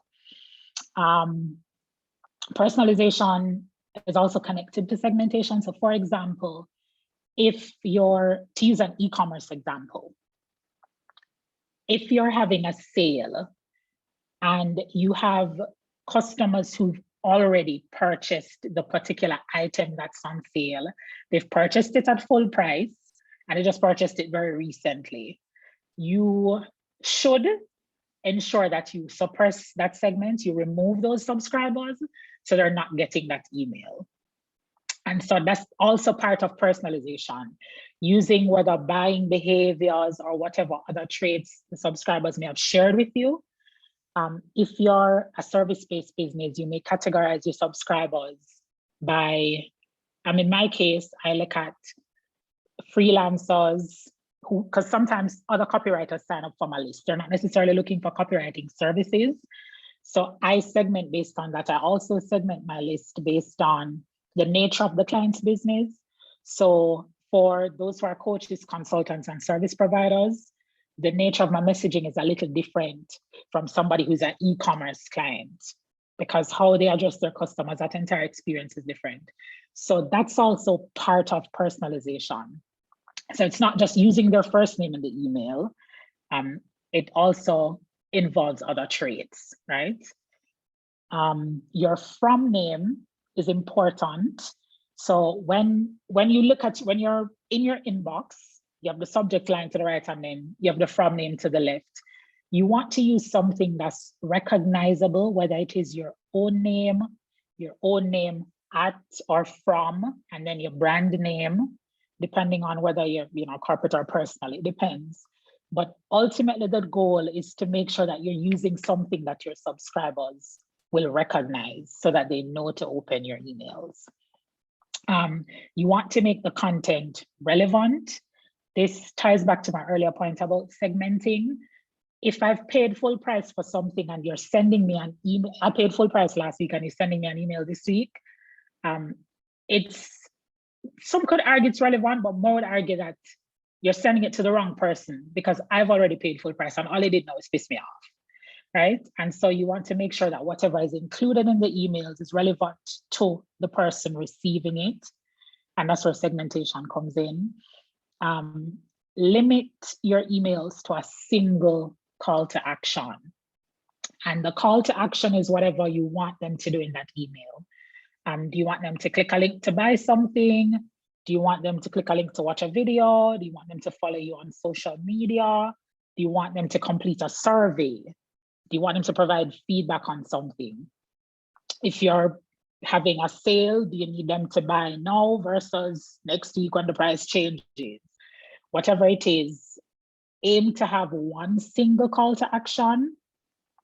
There's a common saying that indecision leads to no decision. And when you give people too many options, they're less likely to make a choice.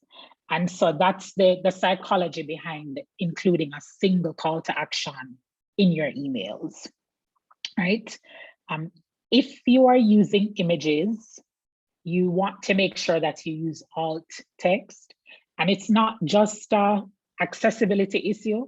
For persons who do not have images enabled in their emails, they can still view, well, not necessarily view, but they can still get the experience of whatever that image was supposed to present or represent without actually enabling images. So that's a best practice that you should always aim to honor, using alt text.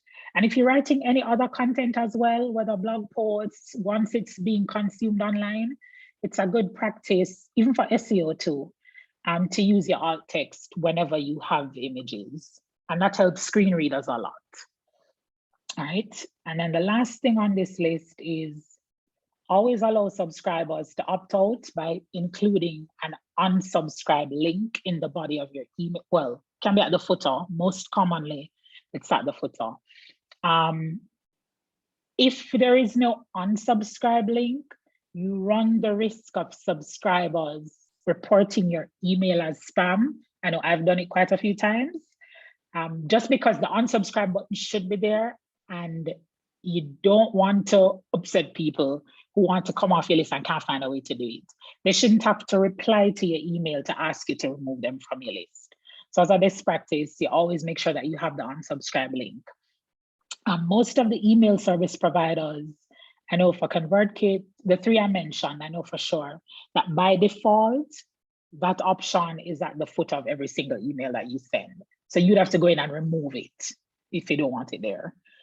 Let's see. Yeah, it's also illegal in most places to not give users the option to opt out of your email list. All right. So earlier I talked about making sure that your subscribers receive whatever it is that you promised. So with your lead magnet, you want to make sure that you're delivering on that. And more often than not, that's done with your welcome email. But the welcome email isn't just for your freebie. For some persons will have a delivery email and then a welcome email separate. But the goal of the welcome email is to welcome your audience, right? It's pretty straightforward, but it's important for several reasons. Your welcome email will likely have the highest open rate of all the emails that you send.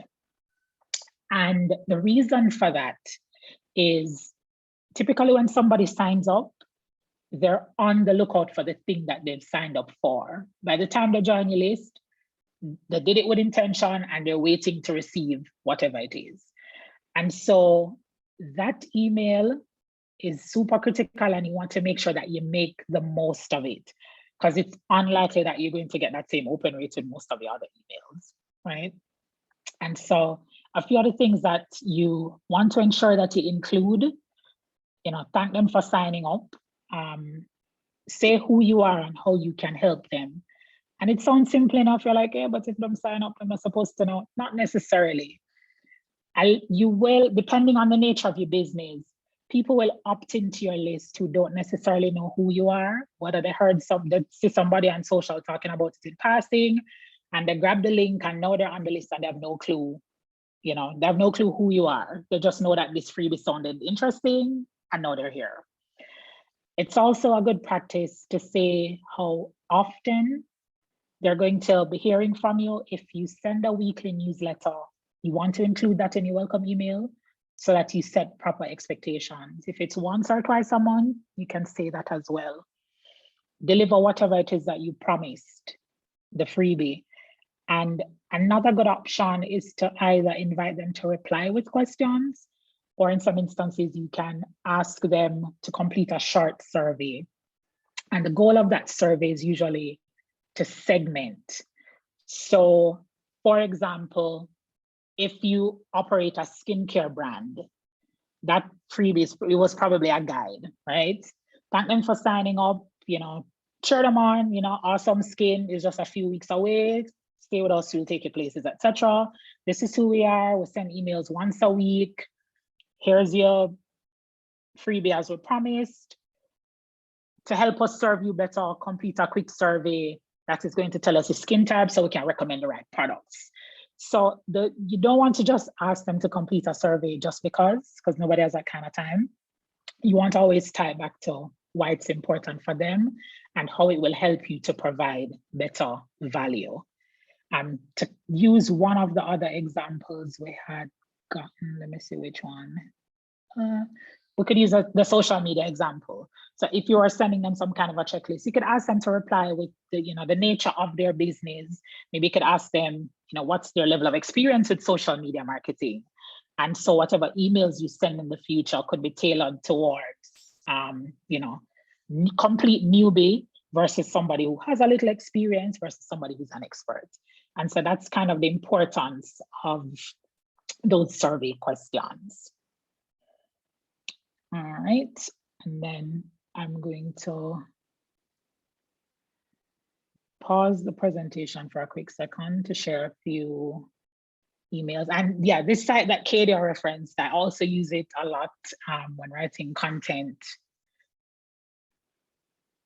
So this is one of the emails from the BBC that I actually liked. And the reason was they were very clear about expectations in terms of what to expect now that you're on this list, right? Each Monday, this is what happens. Every now and then, we'll send you an email about this. If you're a regular BBC iPlayer, you can expect email updates about that.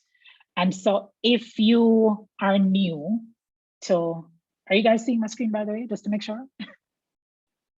Are you seeing the email on my screen? Okay, perfect. Yeah. And so the email does a good job of setting expectations around how frequently they're going to be in your inbox, right? So you sign up.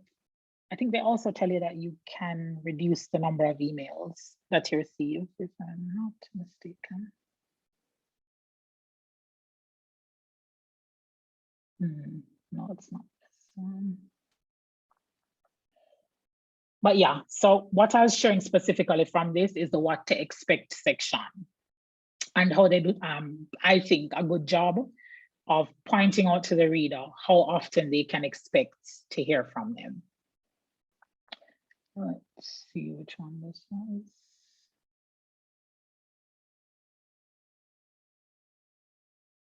Right, this is another one. They point out what it is that you can expect from the newsletter. Again, the frequency is important. If you are not sending a monthly newsletter, there'll be no need to include that part, right? But you still want to at least talk about the topics that they can expect to see in your future emails. I'm talking about who you are and what you do is important. And then, of course, what it is that you're sharing with the reader once they continue to receive your emails. And again, this one has a quiz, which I mentioned earlier. Usually the goal, as I said, of this is to help you to segment the subscribers in your future communication with them so that it can feel more personal and less like a generic email that's just coming from a random brand. All right. Now, let me jump back in here. Oh no, I think this is premature. So all right, so this template I'm going to be sharing with you guys, but I just wanted to show you. And also, I thought it would be a good idea for me to just do like a quick, like a demonstration of how you'd use one of these templates. So I need,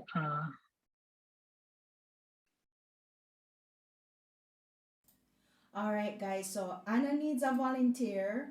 Who wants to volunteer to have Anna walk you through how to set up an email for your an email marketing template? Who can you use the raise hand feature if you want to volunteer? all right, so I see Rachel has raised her hand. I saw Rachel first.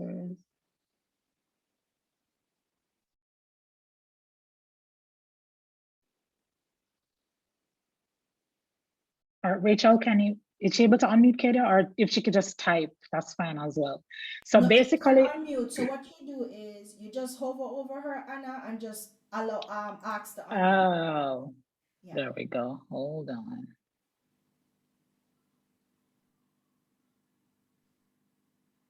There we go. Okay.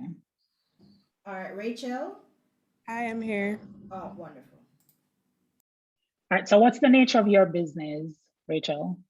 So I provide quality self-care products and experiences. So body oils, body butters, and other skincare items. Okay. What's the name of the brand? Rach Royalty, RACH Royalty. Okay. All right. So I have that right? It's Yes. correct? Yeah. Okay. All right. So in this case, are you comfortable with us proceeding with the example of like a mini skincare guide? Yeah, sure. As the freebie? Okay. Yeah. All right. So we're, oops.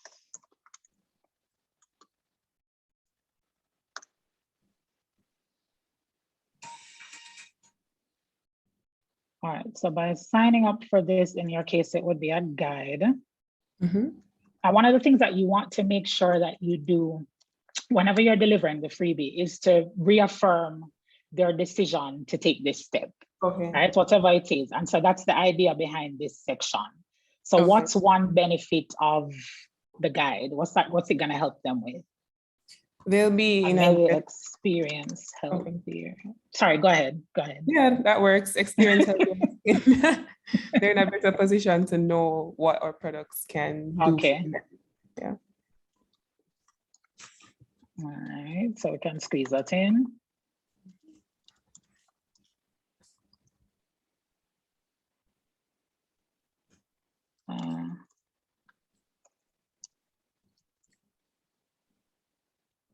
It's a little long, but we'll work with it for now because I want to include that part that you mentioned. Okay. All right. And so I guess what would be your role? Is it skincare practitioner? Is that accurate or not really? Formulator, you can say. Go again? Skincare product formulator. Okay. Yeah. Okay. Maybe unlock this skin and boost your confidence. Yeah, confidence is normally tied to skin, right? Mm-hmm. So I know you're going to find this guide useful. And then I'll skip this part because you're going to talk a little more about yourself. Okay. And it's in connection to how you can help them. So a good way to do that would probably be if you've had personal skincare challenges that you had to overcome. Okay. This would be a good place to drop that in. Mm-hmm. You want me to give you an example now, or you said to skip? I think Anna is frozen.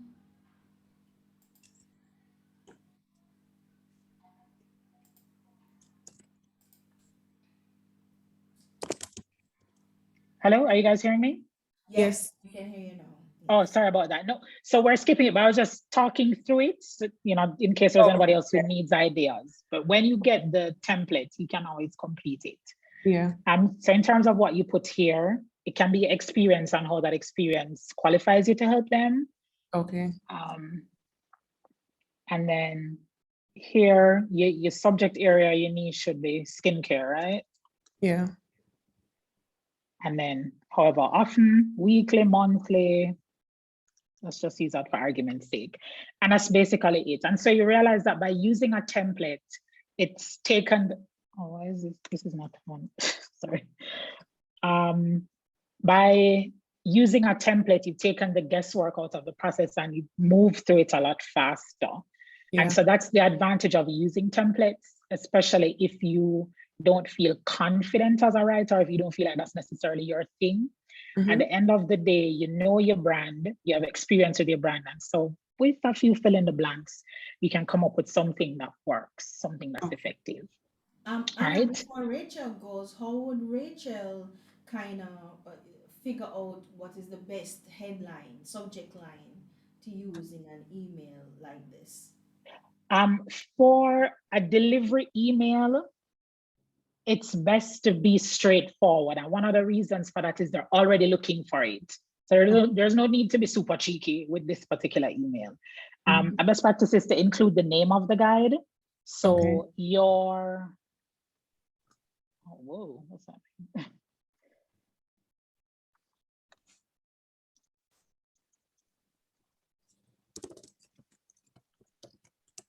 Or even either of these would work. And again, because they're already looking out for it and they're expecting it, you want to keep it as straightforward as possible. Okay. Right? Okay. And again, you guys will have access to the template. There are, I think, there's an e-commerce variation in it as well. Yeah, I did. There's an e-commerce variation that's an entire sequence and not a single email. And then I think I also have, a full sequence for delivering a freebie. So you'll have options to play around with. The example we just walked through was a single email, but there are sequence options as well. Okay, thank you. You are welcome. And let me jump back in. Okay, it's 12 o'clock. How much time do I have, Kato? Until you're finished. Okay. All right. This is a big one that comes up a lot. Should you stick to plain text or include images and design in your emails? And the answer is it depends, right? The data shows that plain text emails perform better in that they have higher open rates and click-through rates, and they make it through the spam filters a lot better. So they typically don't get thrown into the promotions tab on Gmail or your spam folder in any other email service providers. They tend to feel more personal because if you think about the way you write emails to your friends, if people are still emailing people, you're not usually including headers and tons of pictures, and it's not typical, right?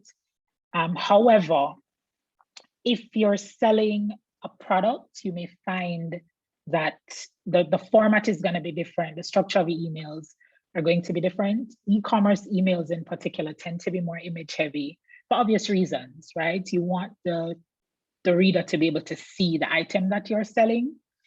And so I would say it depends on the nature of your business. If you're promoting a service, I recommend plain text. Gifts are not bad. If you're somebody who, I love to include gifts in my emails, even though more often than not they're plain text. That's fine. But if we're going based exclusively on the data, then plain text performs better. All right. Now, what should you send to your subscribers? That's another big question I get. And it's why a lot of people don't maintain communication. So they'll set up the freebie, the automation is up, people get the welcome email, and then you never hear from them again until a year or two later when they remember that they're trying to sell something, or they have a sale, or it's Black Friday, that kind of a thing. But you don't want to be that person. You want to communicate with your subscribers consistently so that one, they get used to seeing your emails in the inbox and they get used to opening them, so that by the time you're actually making an offer to sell something, they're more interested and likely to take action. But, whoops, wrong way.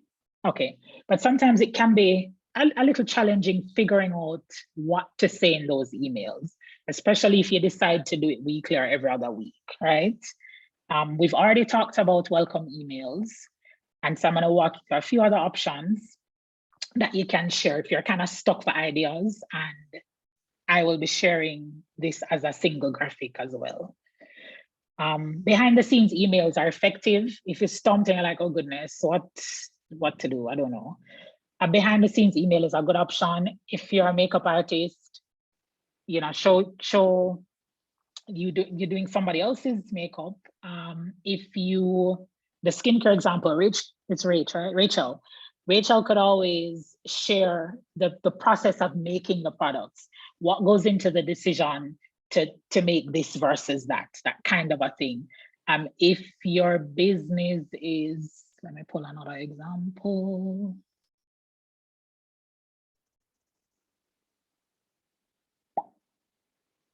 Oh, I see somebody said crochet and dressmaking. Work in progress content, which is the same as behind the scenes, that tends to resonate very well, because the truth is we're kind of fast and we like to know what's happening with people and things. If you don't know a person personally, there's something about getting a behind the scenes look at how something is made, how something is done, how people arrive at a decision. And so those emails tend to do very well. The content curator email is a good option, especially if you're stumped and you're like, okay, what do I share this week or next week? Based on your area, your topic, the content doesn't have to come from you. You can always share content from authorities in the space, right? It could be a blog roundup, as I have here for the idea section, or a useful video that you saw that could be helpful to your subscribers, all right? Offer email, pretty straightforward. Even though you want to be engaging your subscribers, at the end of the day, you're selling something. That's the whole point of all of this. And so you will be sending an offer email at different intervals. Just make sure not every single email is an offer email, because people can get tired of you and unsubscribe, right? But offer emails are important, and they don't have to be straight sell. Your offer emails can tell a story. of why the product would be good for them. Remind them why they signed up for your list in the first place. To follow on the example before, Rachel could say, now remember you had signed up because you wanted to learn how to take better care of your skin. And week over week, we've been sending you tips, but now it's time to take action. Now it's time to actually do something with all that information. And the next step is to get these 3 products and start using them every morning, that kind of a thing. So it's still a sales email, it's an offer email, but it doesn't feel as tacky as we're selling this today and we need it to buy it, or here's 10% off, buy this now, right? Anna, Yes. quickly, if going back a little bit to the behind the scenes email, could it be a situation where I have probably a YouTube video out where I am doing some kind of behind the scenes thing, going back to the whole makeup, maybe skincare. Say we're Rachel and we have a skincare line, and Rachel probably have a YouTube video where she's showing you this bridal look that she did for one of her clients, right?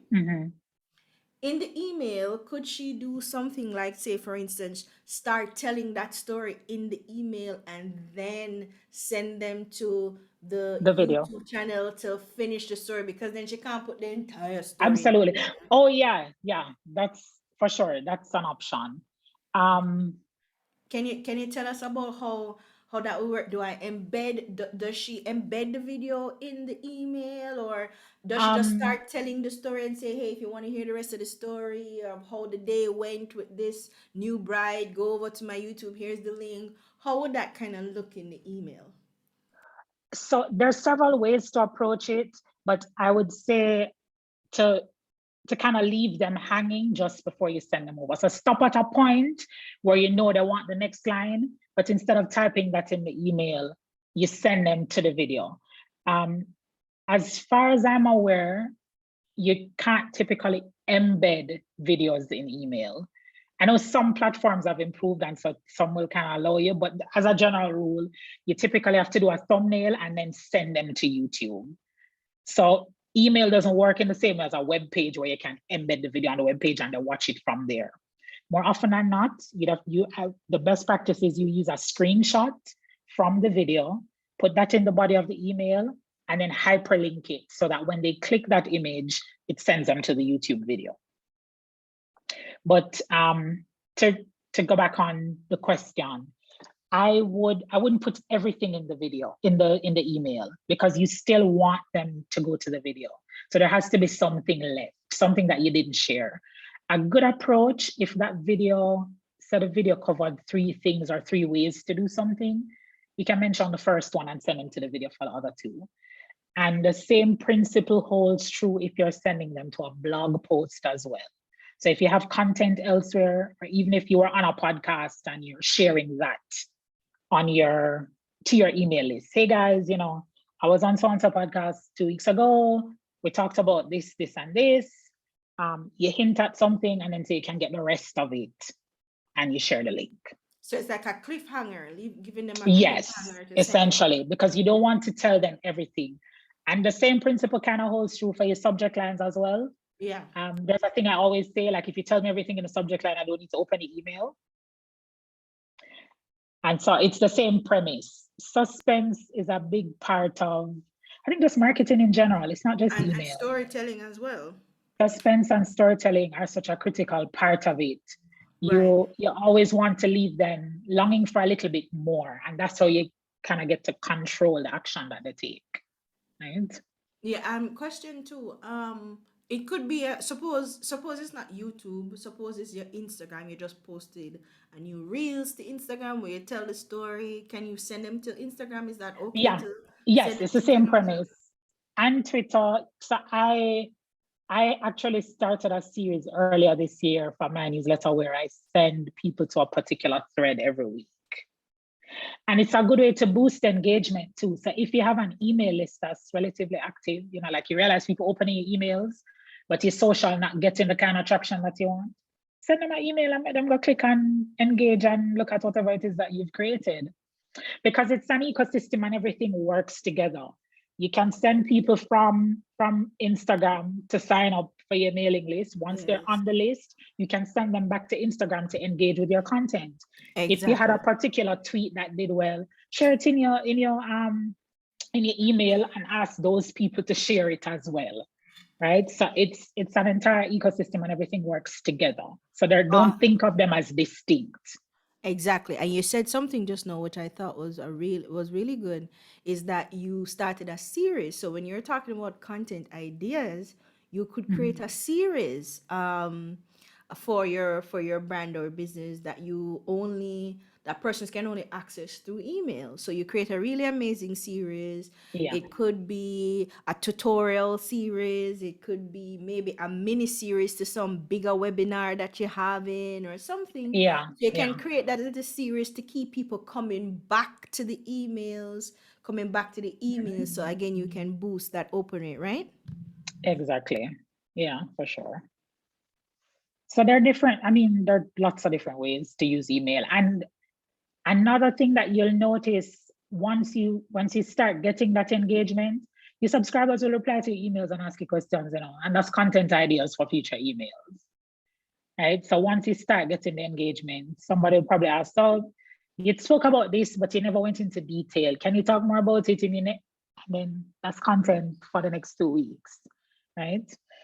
So that's also another way to generate content ideas. The lesson learned email is another good one, but I always caution people, as you share the lesson that you learned from the mistake, you want to make sure it doesn't undermine your credibility, right? You have to kind of toe that line. But why these emails are valuable, it's because they build your, what we call, like trust factor. Um, all of us are imperfect, and there's something about seeing somebody else own their imperfection that kind of boosts your faith in them a little bit. It's like, okay, they're human, they've acknowledged, they made a mistake here. I'm not perfect either. And so there's a bit of a connection in that. Yeah, through vulnerability, right? Right. But again, make sure the lesson does not take away from your credibility. Right. So you have to strike that balance. Uh, Yes, because testimony. so like a Go ahead. Rachel wouldn't want to send something about her makeup or her skincare, cause somebody to break out and need doctor's No, injections. That may no. be too It's too much, too much. much. There Yeah. you go. Okay. There you go. Yeah. And then the testimonial email. I think we all know how important social proof is. We've all asked somebody for a recommendation or about a product that we're considering, or you're looking for a new hairdresser, you ask your friend, that kind of a thing. And so testimonials, social proof is really important. And so you could have an entire email that just shares the wins of past customers or past clients, right? You did so and so's wedding and they're gloating, the photos were amazing. You did somebody else's bridal shower, sorry, baby shower, and they love the picture. If you're a photographer, they love the pictures. This is what they had to say about it. Share those testimonials. And again, for testimonials, if you have video, the rule I mentioned earlier works. Share a little of the content and then link out to the video if it's video testimonials that you have. And these are just a few. I think I had more in one of the downloadables that I'm gonna be sharing with you guys, but this is a good place to start, right? If it is that you have no idea what to send, you want to send emails, you went as far as to set up the welcome one, but you're like, what do I do now? And yeah, these can get you started. Anna, can you also please tell them that the email don't have to be long and whiny? It can be a really short, really to the point, really fun, funky email. Because I think that's where some people get stuck. They think, oh my God, I have to write an entire email. It can just be something very short, very interesting, and get Mhm. to the point, and you go. It don't have to be an epistle No, or a it blog. doesn't. No, it doesn't. And the example I shared earlier, like even that welcome email, it gave value, it shared information, but it wasn't a long email. It wasn't a long drawn out email. And how would as with most things, experimentation is a big part of email marketing. So anybody who tells you 100%, this is how this is done and there's no other way to do it, they're likely not, it's probably not the best advice. And I say that because, like I said, with everything else, experimentation is important. And you'll find that what works for one kind of audience may not work for another kind of audience. It depends on the service you provide, it depends on your product, and it depends on who is buying. And I'd relay back to the example I gave earlier of whether or not you should use images. Like I said, for e-commerce, images are definitely more popular, but there are some people who don't use images in e-commerce emails and they still sell because they use storytelling and just start hyperlink section with hyperlink text to the product and you go off on the page to go to the product. So there are different ways of doing pretty much everything. There's no one way to skin a cat. And so I would encourage you, once you decide to explore with email marketing, don't be afraid to experiment and test things for yourself. Be sure to test things for yourself. And so we're practically at the end. In terms of how often you're going to be sending your emails, you want to make sure that you choose a send frequency that you can actually commit to. You don't want to stay in that welcome email. You know, email twice per week on Tuesdays and Thursdays, and they get the emails the first 2 weeks, and then life happens and you don't email them again for 3 months, right? And so it is important to choose a frequency that you can actually handle. Consistency helps with your open rates, because if you get your subscribers into the habit of expecting an email from you on a specific day at a specific time, it means they kind of start adjusting themselves, whether consciously or otherwise, around receiving that email. And so when they go in the mailbox, okay, it's Tuesday or it's Thursday, they start looking for that particular email from you. And so, yeah, the sending on a specific day is very helpful as you're figuring out your plan, what works for you. And don't be afraid to batch your content. You don't have to write your emails the day before or in that week. You could batch 3 months of emails and schedule them. And that's where the right email service comes in. You schedule them to go out at the specific time. You do it once, maybe you dedicate one entire day and get it done, and you don't have to think about it. All you're going in to do is to check the performance of those emails after the fact. Anna, what if you're like me? Because I felt personally attacked just now. What if you're like me and you start and stop and start and stop and start and stop, and you want to really commit to starting it now? How do you re-engage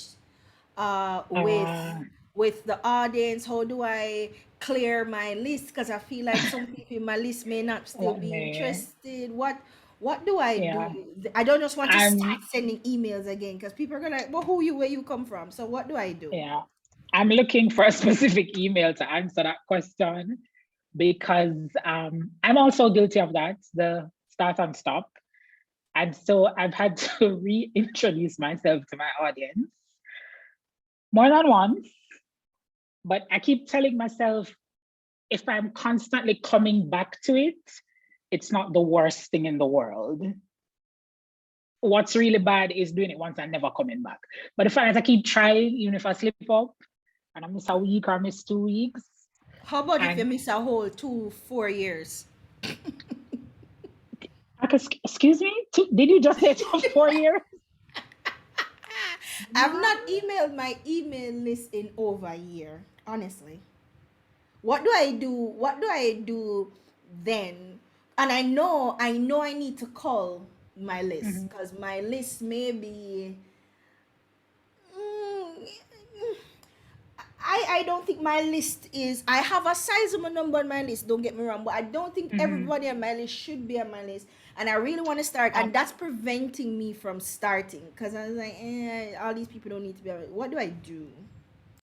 I think when you have a situation like that, the easiest thing to do is to acknowledge that you've erred. Do not come back into your inbox and pretend that you've been emailing those people every week. Don't do it. That's what I will go do. I mean, if you miss a week or 2 weeks, you don't need to acknowledge it. If you miss a month, We don't need to make a production of it. But if after a year you haven't emailed your subscribers, you at least owe them an acknowledgement that you've erred and provide them with an opportunity to opt out. A verbiage that I kind of like for that scenario, you know, a lot of time has passed. With that amount of time, your goals have probably changed. Maybe when you joined my list, you were an entrepreneur and now you've gone back to a 9 to 5. So the information I'm providing is no longer valuable for you. Who knows? So if you still want to stick around, here's what I need you to do. You may ask them to click a link to remain on the list, or you know, you can tell them if you don't take any action, I'm removing you. It depends. There are different ways to approach re-engagement. The one thing I would say is don't make it a single email, especially if it's been over a year. You want to give them probably 2 to 3 nudges. So the first one is, hey, you know, my bad, I disappeared. Here's what I'm doing going forward. Because sometimes too, our messaging changes. You may have started out, I think somebody was a photographer. Maybe you started out providing photography services and somebody on the list a year later, you're now teaching photography, you're no longer doing the service, right? And so you also have to reintroduce yourself to the audience like they didn't know who you were before. So to kind of summarize, reintroduce yourself, remind them why they signed up, allow them to opt out, and then you can send a reminder a few days or so later. But after 2 years, you do need to do a proper list cleaning if you've waited that long. For sure. Yeah. Does that answer your question? I was trying to find the email, but Yeah, man. I can't find I'm throwing it. these out there because I know that persons, including myself, have these issues. So just wanted to, and these are common issues people have with email marketing. More than anything else, it's a platform that you start but not necessarily see all the way through because it depends on what your marketing strategy is. So if your marketing strategy is focused elsewhere, like on social media, etc., sometimes you end up neglecting these other The email. platforms. So yeah, thanks for that, guys. Are we ready for Q&A, Anna? Yeah, just about. I think this is the last. Yeah. I'm not sharing, am I? No, you're not sharing at the moment. No. Yeah, I just had one slide left. I don't need to share again. In terms of measuring the effectiveness of your strategy, there are several things you can look at. You can look at the email open rates, and you can look at the click-through rates. The click-through rate is, you know, how many persons actually clicked the link, your CTA, in that email. So that's something to look at depending on what your goals are. Those are the 2 most common ones, opens and clicks. And I think we can jump to the Q&As and then I'll drop the links in the, do I drop the links in the chat or share them with you separately? I'll do both. You can do both. Yeah. All right. So we have some questions in the Q&A for you. Anna Dana says, what do you feel about AI copywriting programs? They're not good on their own. They don't replace copywriters. They can't replace copywriters. No, but so when I was I managed a team of writers at Wishpond probably 2 years ago.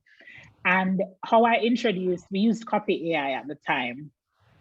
And whenever the team was stumped for ideas, we'd use Copy AI as kind of an idea generator, and then write the copy based on whatever it generated. But AI tools are not effective. They're just not. They cannot replace copywriting. So it's foundation to help you with idea generation, but it's just that. It shouldn't be a cut and paste thing, is what you're saying. No, it shouldn't. Right. And if you've used any of them, sorry, go ahead. Now I was saying, even if you look at the copy, because I've tested a few, I have license for 2 of them, and I've probably used them once each. Because they're just, as I said, they're simply not that good. And AI is far away from being able to mimic human storytelling in the way that they want us to believe. They're not there yet. They're far from it. Right. And the other thing too is there's a language barrier sometimes, because remember who these AI, the AI is being modeled off of. More often than not, it's not me and you with Wapatwa. And That's it's white not me gay. and you with The white gay. how we speak, because there's another thing to it, how we speak. And of course, guys, there's been a lot of issues where black people have been complaining that, how AIs are modeled, they're certainly not of them. And so there's a cultural issue, language issue, all those other issues. So Anna says use it as a base for idea generation, probably even a base to kind of help you, put structure the email, but never cut and paste. All right, thanks for that, Dana. Yeah. Rachel says, what are your thoughts on Clavio for email marketing? I don't know what Oh Clavio. yeah, I'd answer. It's one of the better tools for e-commerce. Okay. It's more popular among persons who use Shopify, but for sure, it's the email marketing platform for It's a e-com. sexy new email marketing platform. Okay. How much millions of dollars is it, Anna? I'm not sure, but it's Because probably the pricing is once probably them similar sexy, to them expensive. ConvertKit. No, I just know they don't have a free plan, so that should tell you everything you need to know. Exactly. That means it is expensive. Okay. And the last question is, Anna, um, persons were asking about if you could explain a little bit more about what is meant by alt text. I'm not sure if Oh, you answered that already. I oh think no, I I answered didn't. that in the chat. But if you could just, in terms of email marketing, in that Okay. context, what is alternative text? So it's the definition is not that different from alt text in content marketing in The general. website, yeah. Yeah. So it's the text that describes an image for screen readers and other accessibility, other tools that help persons who are whether visually impaired or colorblind, whatever the issue may be. And so when you're writing alt text, the goal is to write it in a way that somebody who can't see the image can make sense of it based on whatever the screen reader says. Right. And it works the same for your emails. But why it's particularly important for emails is that it goes beyond just the accessibility issue.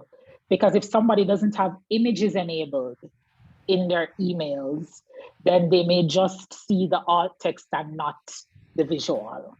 And so that's why it's also important for emails. Okay, great. All right, guys, do we have any more questions for Anna? Anything that you'd want her to clarify or go over? Anna, thank you. In the meantime, Anna, thank you so much. I know you said you weren't going in depth, but we got a lot of information from you today. Very valuable information. She's gonna drop her contact info. That's not a question, Christine. Oh, yeah, I forgot about Where that. do I where do I go to find a good copywriter? Well, Anna is right here. And she's gonna drop her contact information in the chat if you want to work with Anna. Make sure you have your dirty money, because Anna comes highly recommended. She's a international expert in a local. So Why wanna are you have to scaring off the make people that sure may? say Can you not? wanna having a dirty money. Okay. Right. So that's her website and that's her contact. That's her Twitter, her website. Yeah, I'm And you most can active also on find Twitter. I her don't use any other platforms. on LinkedIn. You don't use LinkedIn as much anymore? Not really. I've been focused. So I've been working on the rule of one. My coach is like, yeah, one. So Twitter is my one platform. Twitter is your one I platform. occasionally update the others, but Twitter is where I spend my time. Okay, where did all these questions come from? Okay. Okay. Okay, I think we answered that for Dana. Okay, how do you start and grow? Start and grow. What? Be more specific with your question, please. I'm seeing a lot of swearing in emails now. Is it a new trend to see more human?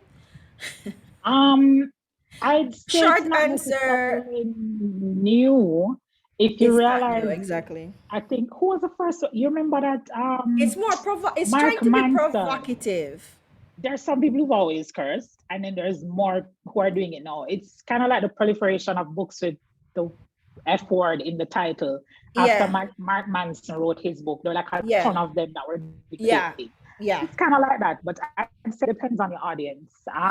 Definitely, and your brand. Depends on your audience If and your it brand. works with your brand and your audience, with some audience Yeah, it did not start with Gary V. Please don't do that. It did not start with Gary V. It's hilarious though, because a lot of them are Dana is kind gonna get of, me started on this Gary V but a thing lot there of them are because inspired by him. Like, you think Gary V invented a lot of things that he has stolen, and I really need y'all to stop because he has been stealing stuff, and you guys think it's him come up with it. But anyways, let me not get started on Gary V. He's not a oh, I person. see some, but so a lot of these questions look like, are there copyright? So this person is asking the Yeah. question, are you a copywriter or just starting out as a copywriter?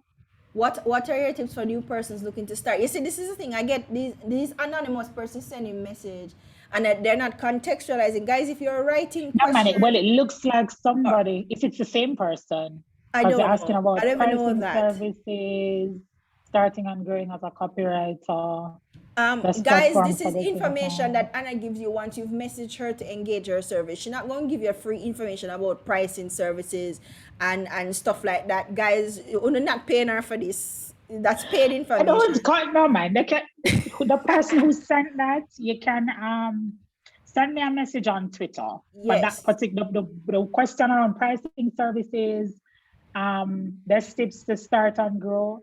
Because it's a question I get often enough that I cannot direct persons To toward the different same places. resource. Yeah. So you can message me on Twitter for that. Yeah, but guys, generally, when you're asking questions, when you say, "What are your tips for new persons looking to start?" Looking to start what, sir, ma'am? What you're starting? Are you asking about starting as an email copywriter? Are you talking about starting an email as a business? So you guys need to contextualize your questions so we know what you're asking, so we can give you an appropriate answer. Remember, we talk about keywords on Google. Yeah, we Google. So make sure we know what you're asked, so we can answer it correctly.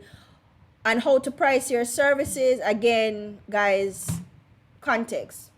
All right, any questions about what Anna spoke about today that is not getting into her business? That would be great. Any questions about anything Anna would have said today, guys? The Yes, additional it will be resources in are the shared would add replay. context. So Yeah. you can go through those as well. Yeah, And Anna's portion will be in the replay as well as it would be separate. Yeah, I will upload it separately as well so you guys can go through that by itself because we did cover a lot. All right, guys. Any other questions for Anna before she goes? Guys, Anna not cheap, so on a better take advantage of this opportunity to get information out of her. First and say she's international. It was very informative. Okay, guys. So I think that's it, Anna. Thank you so much for joining us. We really you're appreciate you guys. welcome. Get in touch with Anna. Follow her on Twitter. Email her if you need further Oh, help. Shauna K is saying something. Any tips on getting weight? Wait. Wow. Shana. Dana, she can probably work out something for you. Or any tips on getting my MailChimp organized? Shana K, in the 5 minutes where we have left, honestly, want to kidnap her, okay? Shana K is asking if there's any. Can you give us some quick tips on What's the organizing challenge your with your MailChimp? MailChimp? Yeah. You Or with no only get one names. free list. That is one of the biggest challenges with MailChimp. One degger free list, which is very terrible. Lots of emails with no names associated. Then how did they And not sign up and then segmented. you have the names No man, associated? because a lot of the forums do email only, which I don't recommend. There are lots of forums that do email only, or they don't make first name mandatory. That one is going to be challenging. Yeah, I was just about to say better you scrap that. No, she doesn't have to scrap it. Oh, how would you approach that, Anna? I saw something just this past week. You send an email and go, "Hi, actually I didn't get your name." No, So I don't know if it works for I don't know if it works for MailChimp, but there's a code you can use in ConvertKit. you For see, this that's why exact scenario, ConvertKit it's is where $5 million a month. but MailChimp only give you one list. What I would do, as with a lot of these things, when something is weird, awkward, uncomfortable, I like to acknowledge elephant in the room. So, hey, I'm probably messed up, but I like to call people by their first names and I don't have your first name. So how about we fix that? And then you'll probably have to send them to a form to update their details. So the email will auto-populate and then you add the first name form. Yeah. Because MailChimp will allow you to update, it will allow them to update their contact. Yeah, so yeah, then it's essentially an email asking for more info, but it's how you position that, you know. Hey, you know, I like to refer to people by first name. It's an opportunity for them to opt out. Well then, Why are you emailing them, Shauna K? Because if you never had an email, them, it doesn't make sense. exactly. Make a So if they difference. opt out, then you're not really losing much of anything, and that you probably shouldn't be there in the first place. But as I said, if you make it fun and interesting, because remember going back to what Anna said about learning from your mistake. If you say send an email and you say something like, "Guys, I don't know about you, but I hate when people send me emails and say hey." Well, yes. We So just let's hey, fix that, or let's right? fix And that. I don't want to do that to you. And I realized that when you signed my form, it didn't give you an option to put your first name. So let's fix that. Right now. Would you be okay with me calling you by your first name? If yes, update your information. It depends on how you do it. If people go, yeah, I can understand. I mean, no, you hate me neither. So here is my name. If they opt out, then they opt out. I mean, Don't be you afraid can't, of you losing can't. people of your email That's list. what I was Because just have a about lot to of say. subscribers. I think so. Typical conversion, if you're doing well, is less than 5%, which means if your list is 500, that's what, 25 people who will actually spend money if you're engaging them. So if you send that and people are like, no, I can go, it's fine. Because if you're taking the steps to consistently grow your list, you'll have churn, people will come off, people will come on. It's like a bus ride. Yeah. So don't worry too much about losing subscribers, especially when you start to sell your offer, because that's a thing that happens. So the first 10 emails, you're probably just giving value over the moon, you solve them problem for free. And then you decide to pitch and they're like, okay, I'm opting out because I didn't sign up to be sold to. That's fine. It just means you're not my ideal customer, and that's fine. There You you can go. go. So don't worry about people unsubscribing. Yeah, because that is anxiety inducing, guys. Don't do that to yourselves, worry and about it. don't watch. If what I did was I turned off the notification from MailChimp because I had an app. So I turned off the I tell you notification every because single time yeah, somebody. so yeah, because every single time someone subscribed, MailChimp go, oh, there goes another one. I was like, I don't need this kind of stress or pressure. MailChimp, so I turn it off because it can induce anxiety. But remember, if you're consistently if you have your funnel put together and you're doing your content marketing and your social media thing, you are consistently getting people to your list anyway. Exactly. So you may lose 10 but gain 50. So don't think about the people you've lost. You are wasting your time with them anyway, and you want to be efficient. So don't worry about it. Anna, thank you so much for your time. We Welcome. really appreciate it, guys. I'm gonna reshare all the links in the group chat for persons who didn't get the links. I'm gonna reshare all the links in the group chat so you guys will have them. Don't worry about it. And then there was a workbook and It's in the workbook is part of the strategy blueprint, the first one. So it's two parts in the one PDF doc. the strategy blueprint. Email Here we marketing go. strategy Lead blueprint, the magnet first one. toolkit, right? And the okay. So guys, I have all the links now, and I will And the be templates sharing for the them. welcome email. Yes, I got those, and I will be sharing them. Oh, Anna, this is a lot of stuff, guys. We got a lot of presents. We got a lot of presents today, guys. Anna, we really appreciate you. Thank you so much. Welcome. And you guys can reach out if you have any questions. As I say, you can find me on Twitter or by email. Awesome sauce. Thank you so much. All right, have a good one. All right, guys. So that was great. I told you today was gonna be a great session, right? And it really I can leave. We finish with me? Yes, you can. Okay. Bye, Anna. Thank you so much. Bye. Okay, guys. So Yes, we got a lot of goodies today, guys. I'm coming back on camera. We got a lot of goodies today from Anna, but not just the stuff that she gave us, the downloadables, but also in the information that she gave us. Certainly learned a lot. So guys, it's 20 minutes to, and I wanted to ask you guys about the assignment. How is it going? You guys have until Friday to submit the first your first submission for the assignment. You have until Friday to do that, but I've been getting some messages, people panicking, who not panicking, haven't started. What's going on with you guys and the assignment? So quickly, just to make sure that you guys know that what I'm asking you to complete is a spreadsheet. That is a template I am actually asking you to complete, right?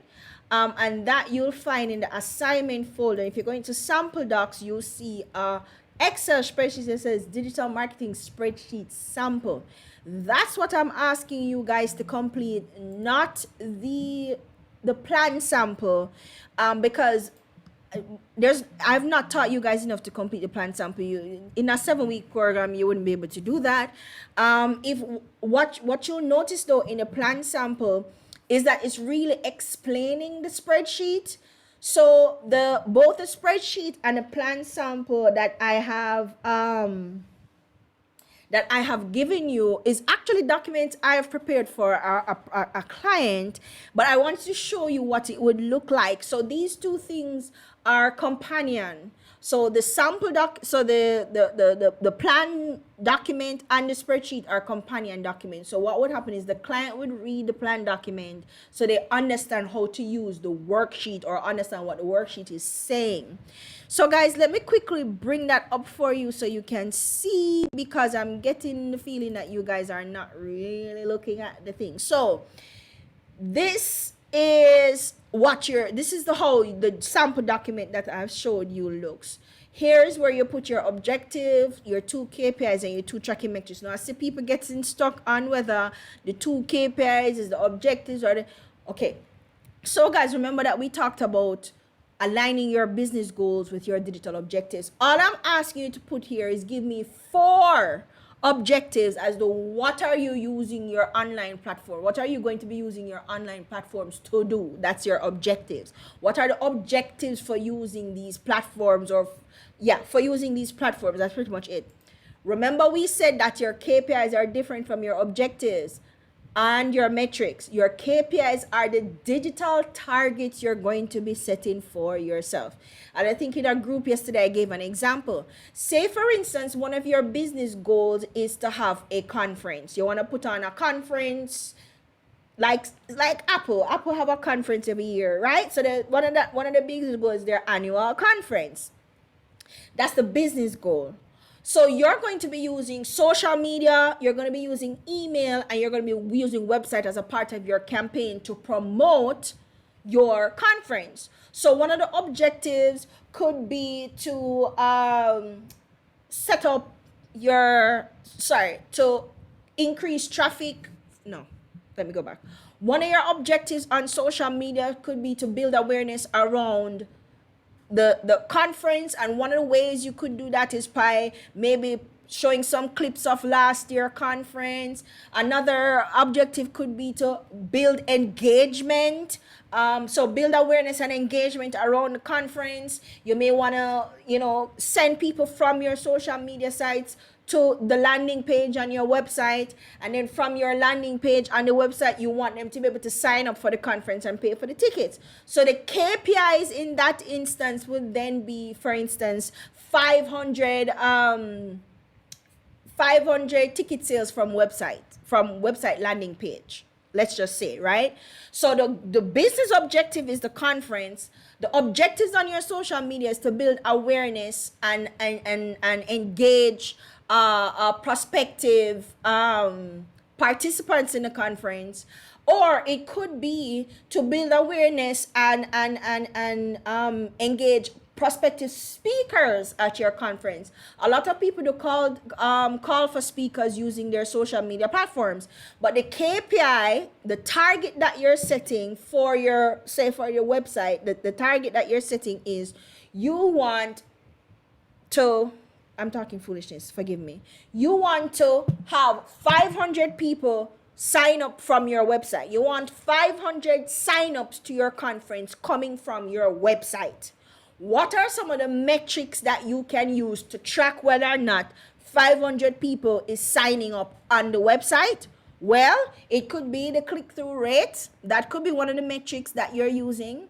It could be the conversion rate. That's one of the metrics that you can be using. It could be your engagement rate. How are people engaging with the content that you're putting out? Are people DMing you, asking you for more information so you can send them the link to the website? So there are different metrics that you can use. And what the metrics should be doing is to tell you how close you are to reaching your targets. If you're not close to reaching your targets, then you may have to reevaluate your strategy. But that's what your tracking metrics tell you. So you have the business goal. From the business goal, you're going to formulate your marketing objectives, in this instance your digital marketing objectives. Then you're going to set the KPIs, which are the targets you're trying to hit. Then you're going to set the metrics. Now let me tell you why you guys shouldn't be having a difficult time with this, because if we go back to the assignment outline, you already know what the business goals are. They want to reestablish and build a strong online presence. They want to build awareness of the club. They want to engage mentees. They want to recruit new members. All of these are the club goals. These are the club goals. From this, you can formulate your digital objectives. So say, for instance, one of the goals is to recruit new members. If you're planning on recruiting new members through your social media, one of the goals, one of the objectives could be to create a particular type of content that would you think would interest certain mentees. One of your goals could be to direct message, to make a list of the type of people that you think your club would be interested in and that would be interested in your club, and to engage those type of people.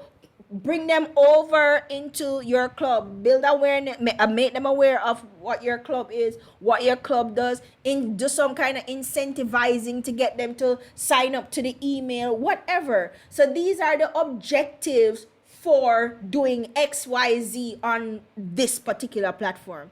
Then set your KPI. So you guys know that they've recently launched a program. They've launched an initiative, right? And so say, for instance, one of the KPIs you could set is that you want a certain amount of email sign up. You want maybe a certain amount of traffic to your website where you can get them to sign up to your email or whatever. You already have all the information you need in this outline here, so to answer all the to complete all the sections. What I find that you guys are doing is you're overthinking the thing. It's either you're overthinking the thing or you're not paying attention to what you're being asked to do specifically. If I say to you guys, identify the target audience, that's all I'm asking you to do. Who it is that you're trying to talk to. Identify 2 primary and 2 secondary platforms. If one of your primary platforms is website and the other is email, those are the 2 primary. Primary means the main platforms you're going to be using. 2 secondary platforms could be 2 social media platforms, or it could be a mobile platform and a social media platform. It's up to you based on which platforms you think can best carry the brand. And what do I mean by carry? If it is that you have a lot of things that you want to talk about, so you want to do blog posts, you may want to do a podcast, so you know social media is not the platform to do that, but you can market or promote those things on social media. So social media may be one of your promotion platforms or a secondary platform, but your main platform could be a podcast. That's what I mean, guys. So pay attention to what you're being asked to do as well. Don't overthink it, okay? Don't overthink it. So this is actually what I'm asking you guys to complete. You have to put in your channels, and channels is the same as platforms. your target audience. And guys, this information is here in there is sample information to show you how I would have laid this out for a client. So when the client looks at it, they say, okay, she's talking about LinkedIn. This is the audience I'm trying to reach on LinkedIn. These are what my topic pillars are. These are some content ideas. This is what I'm going to do for my community activity. This is how frequently I'm going to post, and this is the promotional activity that I'm going to be using on the site. So and guys, this was way more detailed than this. I've taken out a lot of information to simplify it for you, but yeah, this is what I wanted to fill out. So this here, you know, is a different colors because this is our email marketing platform, and these are the things I wanted them to do on email. You can color code it, whatever would make it more user friendly or whatever, as long as you have the information in there. Guys, just a quick tip, I know you guys are going to be typing information. If you want to know how to do a line break in this, all you have to do is click Control and enter. So you type your text, and now you want to do a line break, Control enter, and type your text again, right? That's for line breaks. So you can have, so it can look pretty much look like this, where you have breaks in between, so you can have your different headings. Otherwise, you can just right click, click on this icon for text wrapping and wrap your text. And I'm showing you guys this so you don't have this long text running all the way across, which will give me problems to read because ain't nobody got time for that. So yeah, guys, this is what I want you to complete. Are there any questions that you guys have about the assignment? Anything you want me to clarify, go over, anything, guys?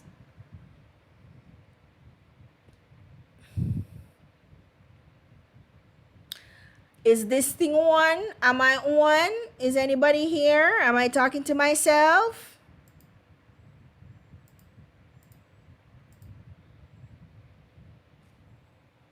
Anybody? Am I still live? Okay. So you guys have no question. Guys, quickly. I cannot the office hours before I go, guys, if we had an office hour today, I'm going to have to cancel. Unfortunately, well, postpone. Unfortunately, I'm gonna have to, because I have to go on the road. Something came up, and so I will not be available for office hours today. I apologize, but what I will do is I will make myself available for office hours. I'm not gonna be available for office hours tomorrow either. I will make myself available for office hours tomorrow in the evening, tomorrow evening. So for persons who had office hours with today, I can make myself available between 6 to 7 tomorrow evening. So I'll if you had office hours with me, I don't remember who all the groups are, just message me please, and we can reschedule from between 6 to 7 tomorrow. That's one. Two, I cannot use the office hours to tell you whether or not you're on the right track. We're not doing that, because that would be unfair to the other groups. I cannot use the office hours to do a review of what you've been doing so far. That's what your submission is for. So when you submit, I will do a review, I will give you feedback, and you'll have an opportunity to resubmit, but I cannot use the office hours to tell you whether or not you're on the right track. I can't do that, guys.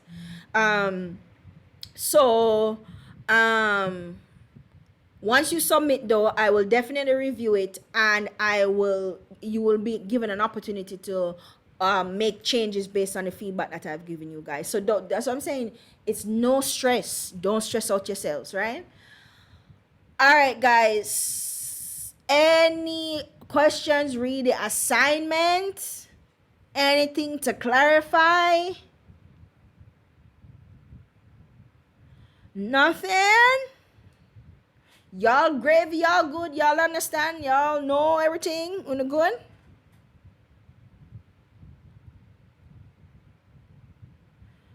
Oh, I answered what you guys wanted to know. Okay, great. So that means I don't have to meet with group 8, Dana. Q&A. Is Google Analytics a metric? Well, you can get metrics from Google Analytics.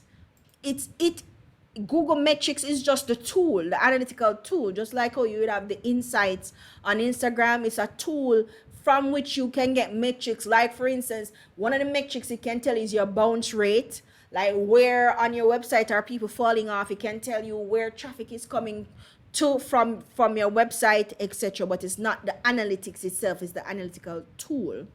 How do we submit the assignment? Somebody really asked me, I want to submit the assignment. Yes, confirming, Sandra. Somebody really asked me, I want to submit the assignment. You guys don't know how to submit the assignment?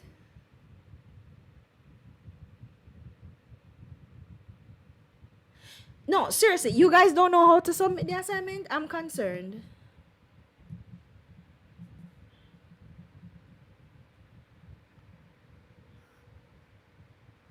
That was a question you didn't really want to ask them.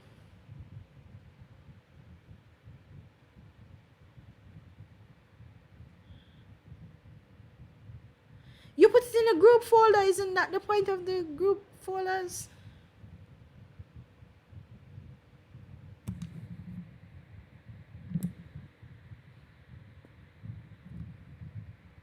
Was that like a psych kind of question? Like psych? I don't. Hopefully. Yeah, you upload it to the group folder, guys. At this point, nobody should be asking me how to submit the assignment. That kind of threw me for a loop. Okay. All right, guys. And Miss K, answer now, although I answered above. I don't know what? Yeah, just put it in the folder, guys. It's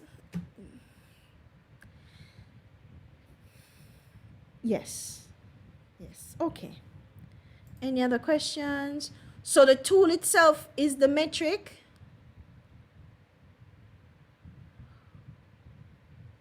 What?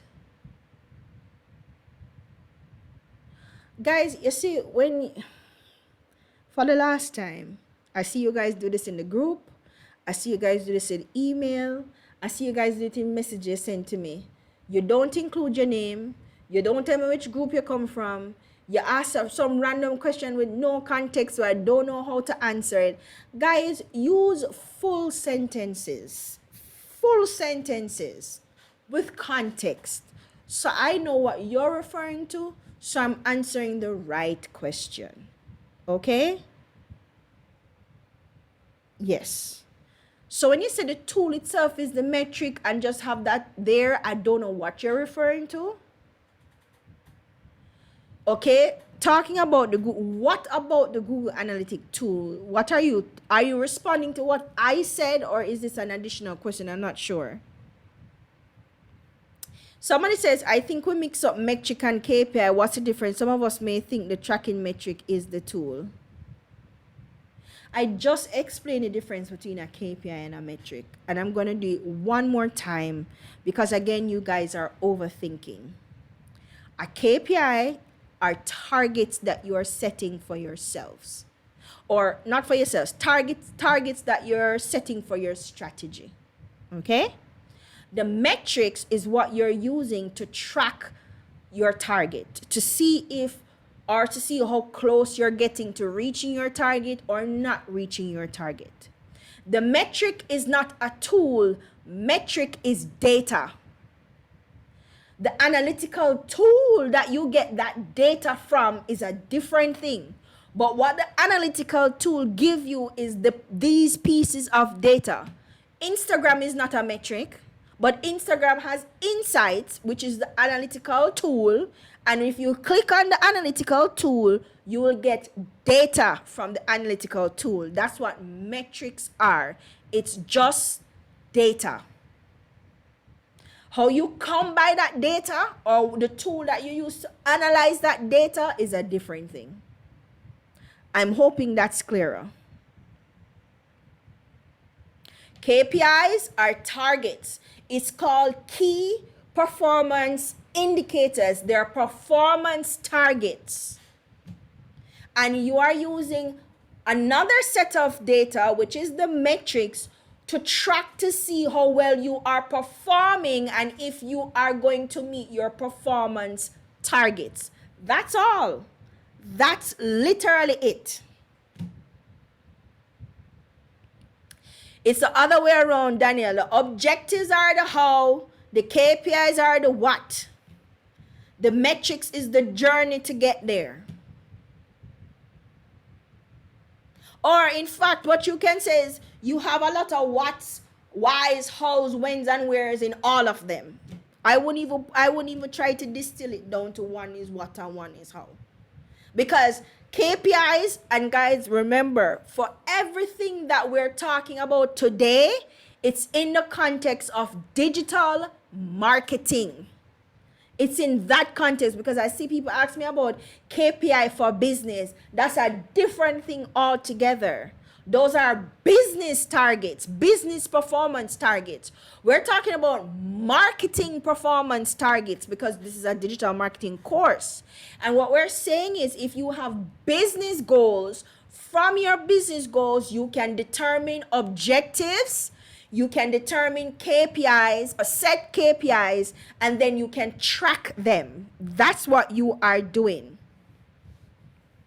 So KPI is what is the destination you're trying to get to? What's the target? The objective is telling you why you're using this channel and how these channels will help you get to that target. And then the metrics are telling you how close you are to getting to that target. I hope that makes more sense to you guys. So, business goals tell you what the business wants to achieve within what particular timeline. The objectives, the objectives we're talking about here, because we're doing digital marketing, are telling me why you decide that you're going to use Facebook and Instagram. And then you're going to tell me how using Facebook and Instagram is going to get you, is going to help you with your targets. And then the metrics is going to tell me how close you are to getting to those targets. It could be a situation where you have KPIs for each platform. That's a thing too. You can have a KPI for Instagram, a KPI for Facebook, where you're setting certain targets that you want to hit. So a KPI for Instagram could be, I want to reach 10,000 followers within 6 months. That could be a KPI for Instagram. It can't be the objective because that's not the reason why you're using Instagram, but that's the target you're setting for Instagram. The objective could be around brand awareness. It could be around establishing some kind of brand authority. It could be around community building. That's the objective. The target is to get a certain amount of followers by a certain time. And then the metrics you're going to use clearly is your follower count, your engagement rate, brand sentiment. All of these are the metrics you can use to say whether or not you are engaging the right people and the right people are following you. Right, guys? So you can have KPIs for each platform as well. You can have an overall goal that you're trying to achieve using this particular strategy. In this instance, I want you to give me a KPI based on the strategy, based on what they say they want and what you say you're going to do on these social platforms, the reason why you're using these social platforms. I want you to set targets for yourself. They have an initiative they just launched. They're trying to get to mentees. They're trying to get to members. What are the targets you're going to set? That will reflect what the goals are, because these targets are supposed to reflect your business goal. Because if the business goal is to make $2 million, then the target $2 million selling puss perfume, cat perfume, then the target has to be related to both the objectives and the target has to be related to the business goal.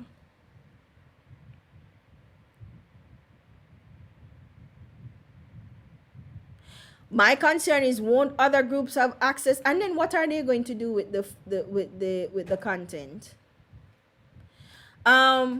So the only way to prevent other groups from having access to your folder is by removing the folder from the shared group removing your folder from the shared group folder.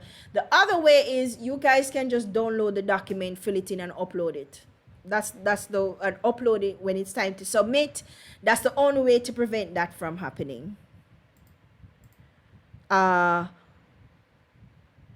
Responding. So the KPI would be like 1,000 followers over 6 months, and the metric is 12 followers in the first week. The metric is what you are using to track to see if you are getting closer to your target. The metric, that's it. The metrics is just data. So the metric is not 12 followers in the first week. That sounds like another KPI to me. What the metric would be is how many followers did you get in the first week? That's the metric. That's the data. So if the data tells you that between the 28th of April and the 28th of May, you got 20 followers, how much followers do you need to get per month to reach 1,000 followers in X amount of week? Could I forgot to do some maths? Right? All right, guys. Don't overthink it. Use Google. There's a ton of information on metrics and KPIs and how to align the business goal. There's a ton of information over there.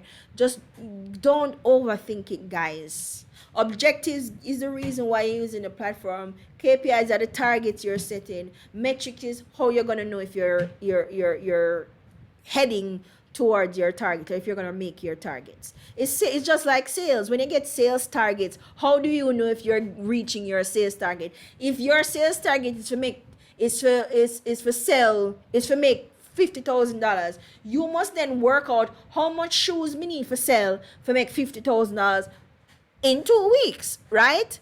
And then how you gonna know how much shoes you sell? That's the metrics. It's no different. Anyways, guys, it's 6 minutes after 1. Our session ends at 1 o'clock. Let's bring this over into the chat, guys. I may not answer right away because I may be out of Wi-Fi thing, but I'll respond as soon as I see it. Again, apologies to the groups that I had office hours with. I will reschedule for tomorrow evening between 6 and 7. If you still need the office hours, that is, I will reschedule for tomorrow between 6 and 7, guys. I will see you all on Monday. Next week we have a really awesome guest as well. And we're going to be talking about SEO. So I'll see you guys then. Bye. All right, guys. Thank you.